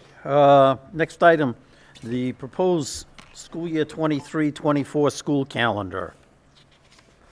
We all got a copy of that? Yep. That looks good. I'll personally say I appreciate the fact that we have the 2nd off again. I thought having January 2nd is always, it really is nice to have. I mean, even if it isn't, technically the national holiday, it gives parents, some time to kids recover, parents get back if they're traveling, so I think that's nice. Oh, you can travel New Year's Day. I know. think Shannon? So I just have a question about the Wednesday before Thanksgiving, and just sort of looking at this, and we have a half day, but that does make it pretty difficult for people who have to travel to go to their families. And I don't wonder, talking to my sister, her district uses that the morning of the Wednesday before Thanksgiving as a parent-teacher conference morning. So parents who have to go out of town can schedule their parent-teacher conference on the 6th, like maybe instead of doing the 13th, we could do the 22nd and the 6th. So they can do theirs not around Thanksgiving, but people who who are in town can just do theirs in that morning. It would give us the advantage of having a morning slot and an afternoon slot for parent-teacher conferences, which might work better for some parent schedules. I mean, maybe some parents are unavailable in the afternoon, but might be available in the morning. I'm just sort of wondering whether we might consider that. I have family that's far away, and when my kids were in school, even a half day, it basically meant that we couldn't travel for Thanksgiving. Sure. So I don't wonder whether we might play around with that half day and the parent-teacher conferences to give parents the option, right? If we wouldn't be in school that day, but maybe teachers would do a half day of either professional development or parent-teacher conferences. I don't know, just a thought. Yep, we can consider that. Yeah, but then you got to pick correct me if I'm wrong, you got to pick the half day up. You got to pick up the day somewhere down the line. So now you're. Yeah. So But what I'm suggesting is we take the 6th or the 13th and make that not a half day. We only do one half day in December. It doesn't make it. Yes, it does. It would wash, Mr. Nunes.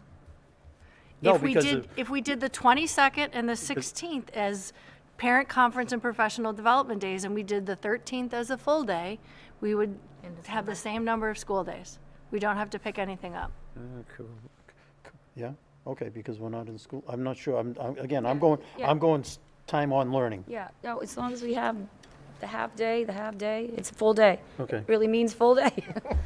No, I got the half, Yeah, I got the half day counts as a full day, don't get me Right, wrong. right. I've got that. But if we're not having students in the building on the 22nd, which is the day before Thanksgiving, is it gonna count as a school day? It's almost like No. No, it won't. No, It wouldn't count. Okay, If you're not so- going to have students in the building. Right, so what I'm then saying, We have to make up a half day. we still need to pick up a half day. So now you're gonna make, for discussion purposes, everybody would have to go to June 14th. June 13th would be a full day, June 14th would be a half day. Am I correct? I think you're correct, but I'm going to throw another cog in the wheel here. Because my recommendation, I see more and more school districts in the area considering it or doing it, is that we eliminate school completely on the day before Thanksgiving on the 22nd. And it's a day off for both staff Better and travel. students for travel.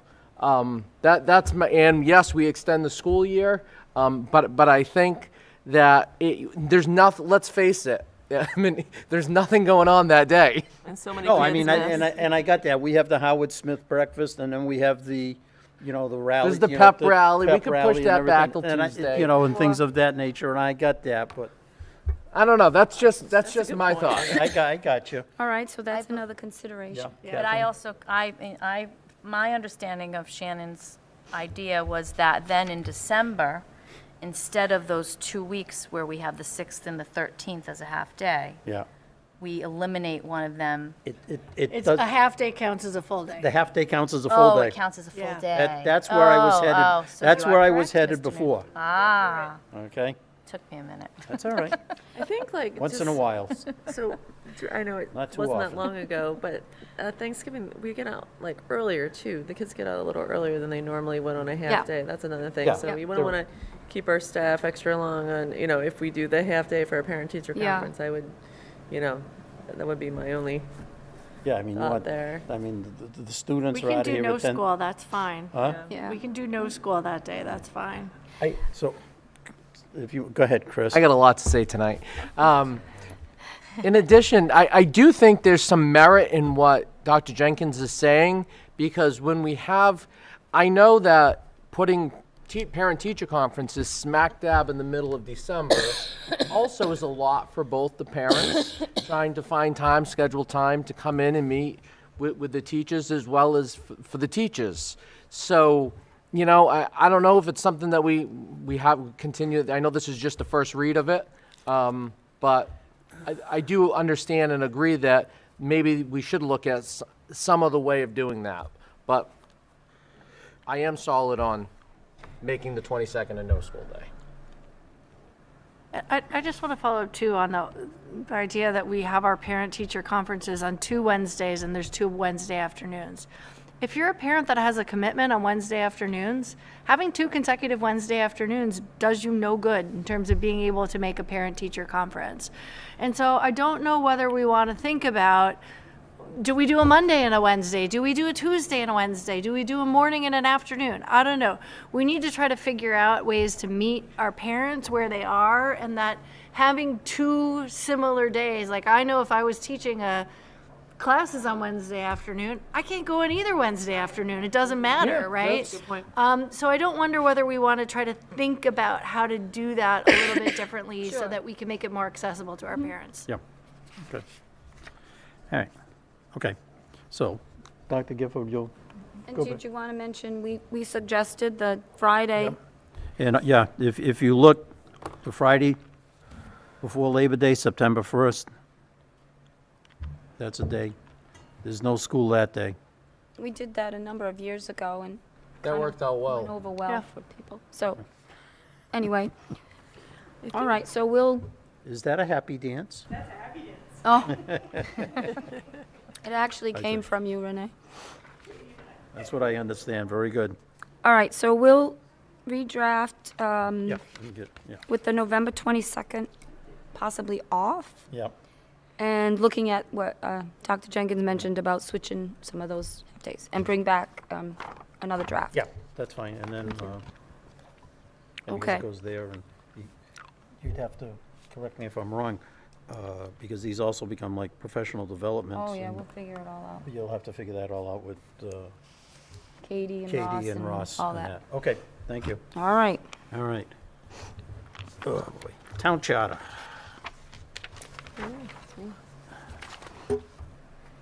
This a note that I have in our packet says, the town administrator has sent notice that town departments must appoint or reappoint members from their respective departments/committees to the charter committee.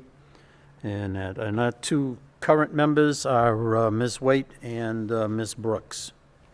So, are you interested in hanging in there? Fine, yeah, that's fine. I mean, I'm not running again, so, but, We'll you know, keep I'm you- happy to keep stay you in as there. the appointee, like, for, you I mean, I there. certainly will be finishing, you know, up our, you know, hopefully at a town meeting, so Yeah, that will be our that's fine. presentation. And then, you know, of course Heidi, I don't know if then, you know, she's our designee, but of course she's on select board, so I don't know if that means that we need to, you know, find a different, and of course she's chairing it, so we don't lose, you know, Yeah, I you don't don't wanna wanna lose her, lose- you don't but wanna at the same, lose you her. know, All so I right. don't know if like, So how, can- if we have to shift because she's got that position Yeah. now, or? Can you reach out to Mrs. Brooks? and If she's see- still and see if interested, she's still okay, interested? yeah. Oh, I'm sure, I was talking to her on the weekend, I'm sure she Yeah. is, yeah. Yeah, but We'll all, we'll find Okay. out. that's fine. Do we have to make a motion for If that, she's or we not just? traveling. Yeah, that's fine. Yeah. Well, yeah, why don't we? I make a motion that we reappoint Ms. Waite and Ms. Brooks pending their agreeable, you know, Yep. decision to participate. But having done a deep dive and watched all of your videos, I did, I'm admitting it, there was a lot of discussion around, you know, sometimes if some folks hadn't attended each, Oh, right. it was like reinventing the wheel and repeating them. So that consistency and moving Right. That's forward the makes key. the most sense, yeah. That's the key is what I'm thinking of too, and I understand, you know, what she said, but that's the, you know, and especially, Yeah, for the you're saying town. that you're towards the end, so Yeah, it's. no, we are. to get- I mean, it's longer than it should have been as it is, just with COVID and everything else. And and we have lost a few folks on the committee for various reasons. So we're, you know, we're a little short-staffed on our committee, if you will. So hopefully this will help us add a few folks that, just to kind of pull through the end. Yep. All right, so we have a motion by Ms. Amaral. Do we have a I'll second that. By Mr. Oliver to appoint, to reappoint to Mary Waite and Heidi Brooks pending her, you know, her saying so, would be fine, to the Town Charter Review Committee. All in favor, say aye. Aye. Aye. Opposed? Motion carries unanimously. Thanks to both of them for. Yes, oh my God, Serving, yes. Yeah, I have watched some of the meetings, but, boy, you know, you change this word here, what's it do down the line? Yeah, yeah. I It's got amazing you. how those words are you know, pieces for hour-long discussions. Oh, yeah, no doubt about it. All right, superintendent's update? Very, very quick. Katie Paveo already mentioned, we got, speaking of half-days, this week. So our strands will continue, everything she talked about. I don't know if you were going to talk about, we had the wonderful Gaspar Court ceremony. going to very quickly, So but go that's ahead. that. You can mention anything else. It was just a full house. It was wonderful. It was just wonderful. Speaking of Mr. Parati, last time he presented, he said he had gotten a $10,000 grant award for the computer science program. Well, through Donors Choose, he's now had that doubled. So, I don't know, there's no stopping him. And then the last thing I just wanted to say was Potter finally was able to have a golden ticket. Child pulled the golden tickets, they got a $5,000 award from the Feinstein. Oh, good. So he was so happy about that. So Oh, every week I'd read his updates, we didn't win again, we didn't win again. So that's it, that's all I have. Fantastic, all right. Yeah, the only thing I have, two good things that I have is, number one, our sports teams are doing fantastic. I had the privilege of being here Saturday for the dedication of the basketball court for Steve Gasper and such. Very well deserved, very done, very tastefully and very quickly, so that type of deal. You know, got to watch our girls' basketball team win, and then the boys stayed for the boys' game, and that was an exciting game. And, you know, as Dr. Gifford said, it was standing room only. It was an excellent game. So, and Steve was Steve. Like I said, I've known Steve since 1966, and Steve was Steve. Very, very humble, and you know, how about somebody else and that type of deal. So that was good. So that's all I have. Anybody else have anything? Shannon. So, you know, we heard a lot in public comment today, and sometimes I feel like it's a little bit like, I know it's public comment is coming to us, but by the time we get to sort of respond to some of that, our audience has thinned quite a bit. I appreciate Ms. Vieira has really held out here, and hopefully she'd pass this along. But I don't wonder, one, whether we might want to have a little opportunity to talk after public comment about some of this, because I think what's been missing in these conversations is I don't think you'll find 5 stronger supporters of public higher education and our staff in this community. There is not a person at this table who doesn't believe that there's none of us that believe our teachers are overpaid, we're spending too much on schools. We hear these things. We're a little bit between a rock and a hard place. And what I was thinking about when I heard that is I got my tax bill the other day. And I don't live in a fancy house or anything. You know, I live in an average house. And my tax bill is about $4,400. So I did a little research, right? And the average tax bill in Massachusetts is about $7,400. Right? In Long Meadow, which has the highest tax bill, my house, the houses were less than mine, would pay $9,600. And in this article that I found, they talked about Saugus had a similar home value to mine, and they pay 6.1, and that was a low-paying community in the Boston region. And so I appreciate every single thing that people come and say to us in public comment. I think we hear it, we feel it, we understand, we're trying. But the problem is, right, I thought about that, $4,400. I had 2 kids in school, you know, a couple of years ago, which meant I was paying $2,200 a year to educate my child. That's ridiculous, right? I mean, the lowest paid private school around here is many multiples of that.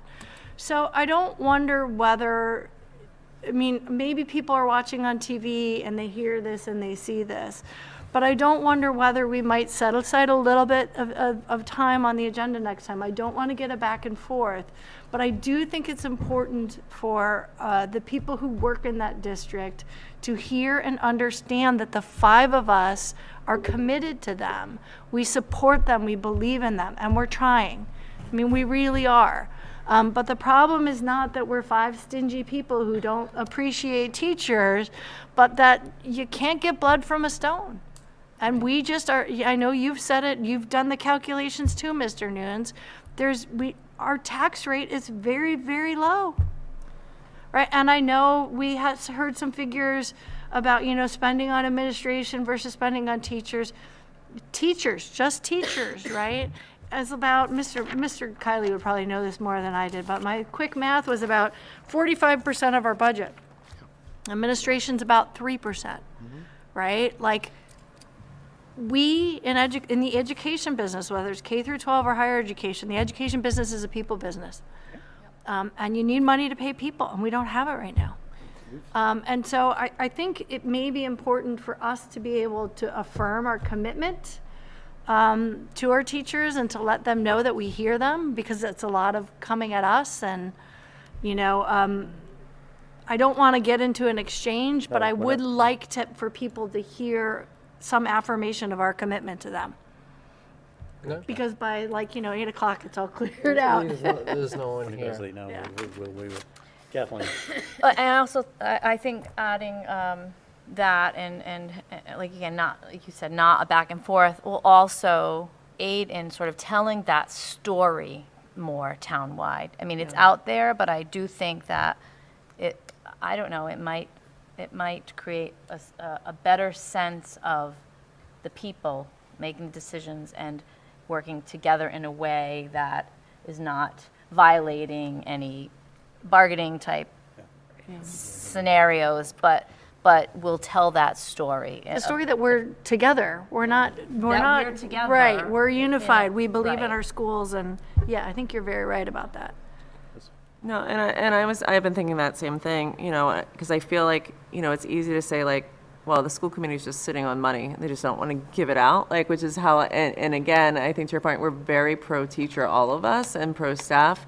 And I think there's a big PR, and the way it's layered in our meetings is that we're not able, like you said, we're not able to convey that as well. And so I think that PR piece that the town has to hear that they need to commit and, you know, what that means. And that's the piece that's lost. And I know it's hard because, you know, we're walking by the teachers and many of them are, you know, are children's like beloved, you know, friends really. I mean, there are, you know, we appreciate them and we're seeing their signs and maybe they're being caught, you know, for a moment on, you know, a newspaper, but they're not like the people who need to hear it and to feel it and understand the consequences.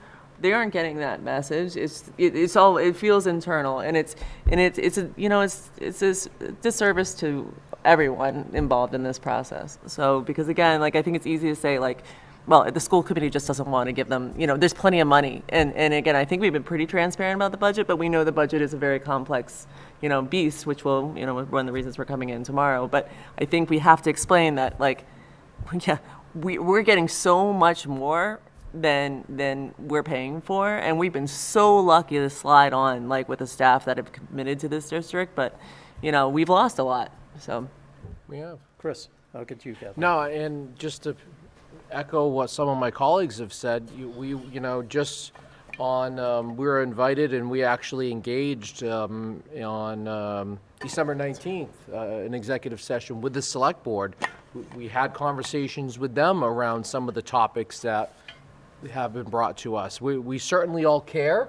There's no doubt about that, and I wish there was more teacher membership here. But we certainly all care. We understand the concerns around health insurance, and we understand there's a lot of valid points that gets brought to the table. I'm aware of that, and I think we're all sensitive to that. And we're trying, but at the end of the day, you know, our tax rate is a problem. It's a detriment. While in some people will say we're living large and we have a great tax rate, and that's why we came to Dartmouth.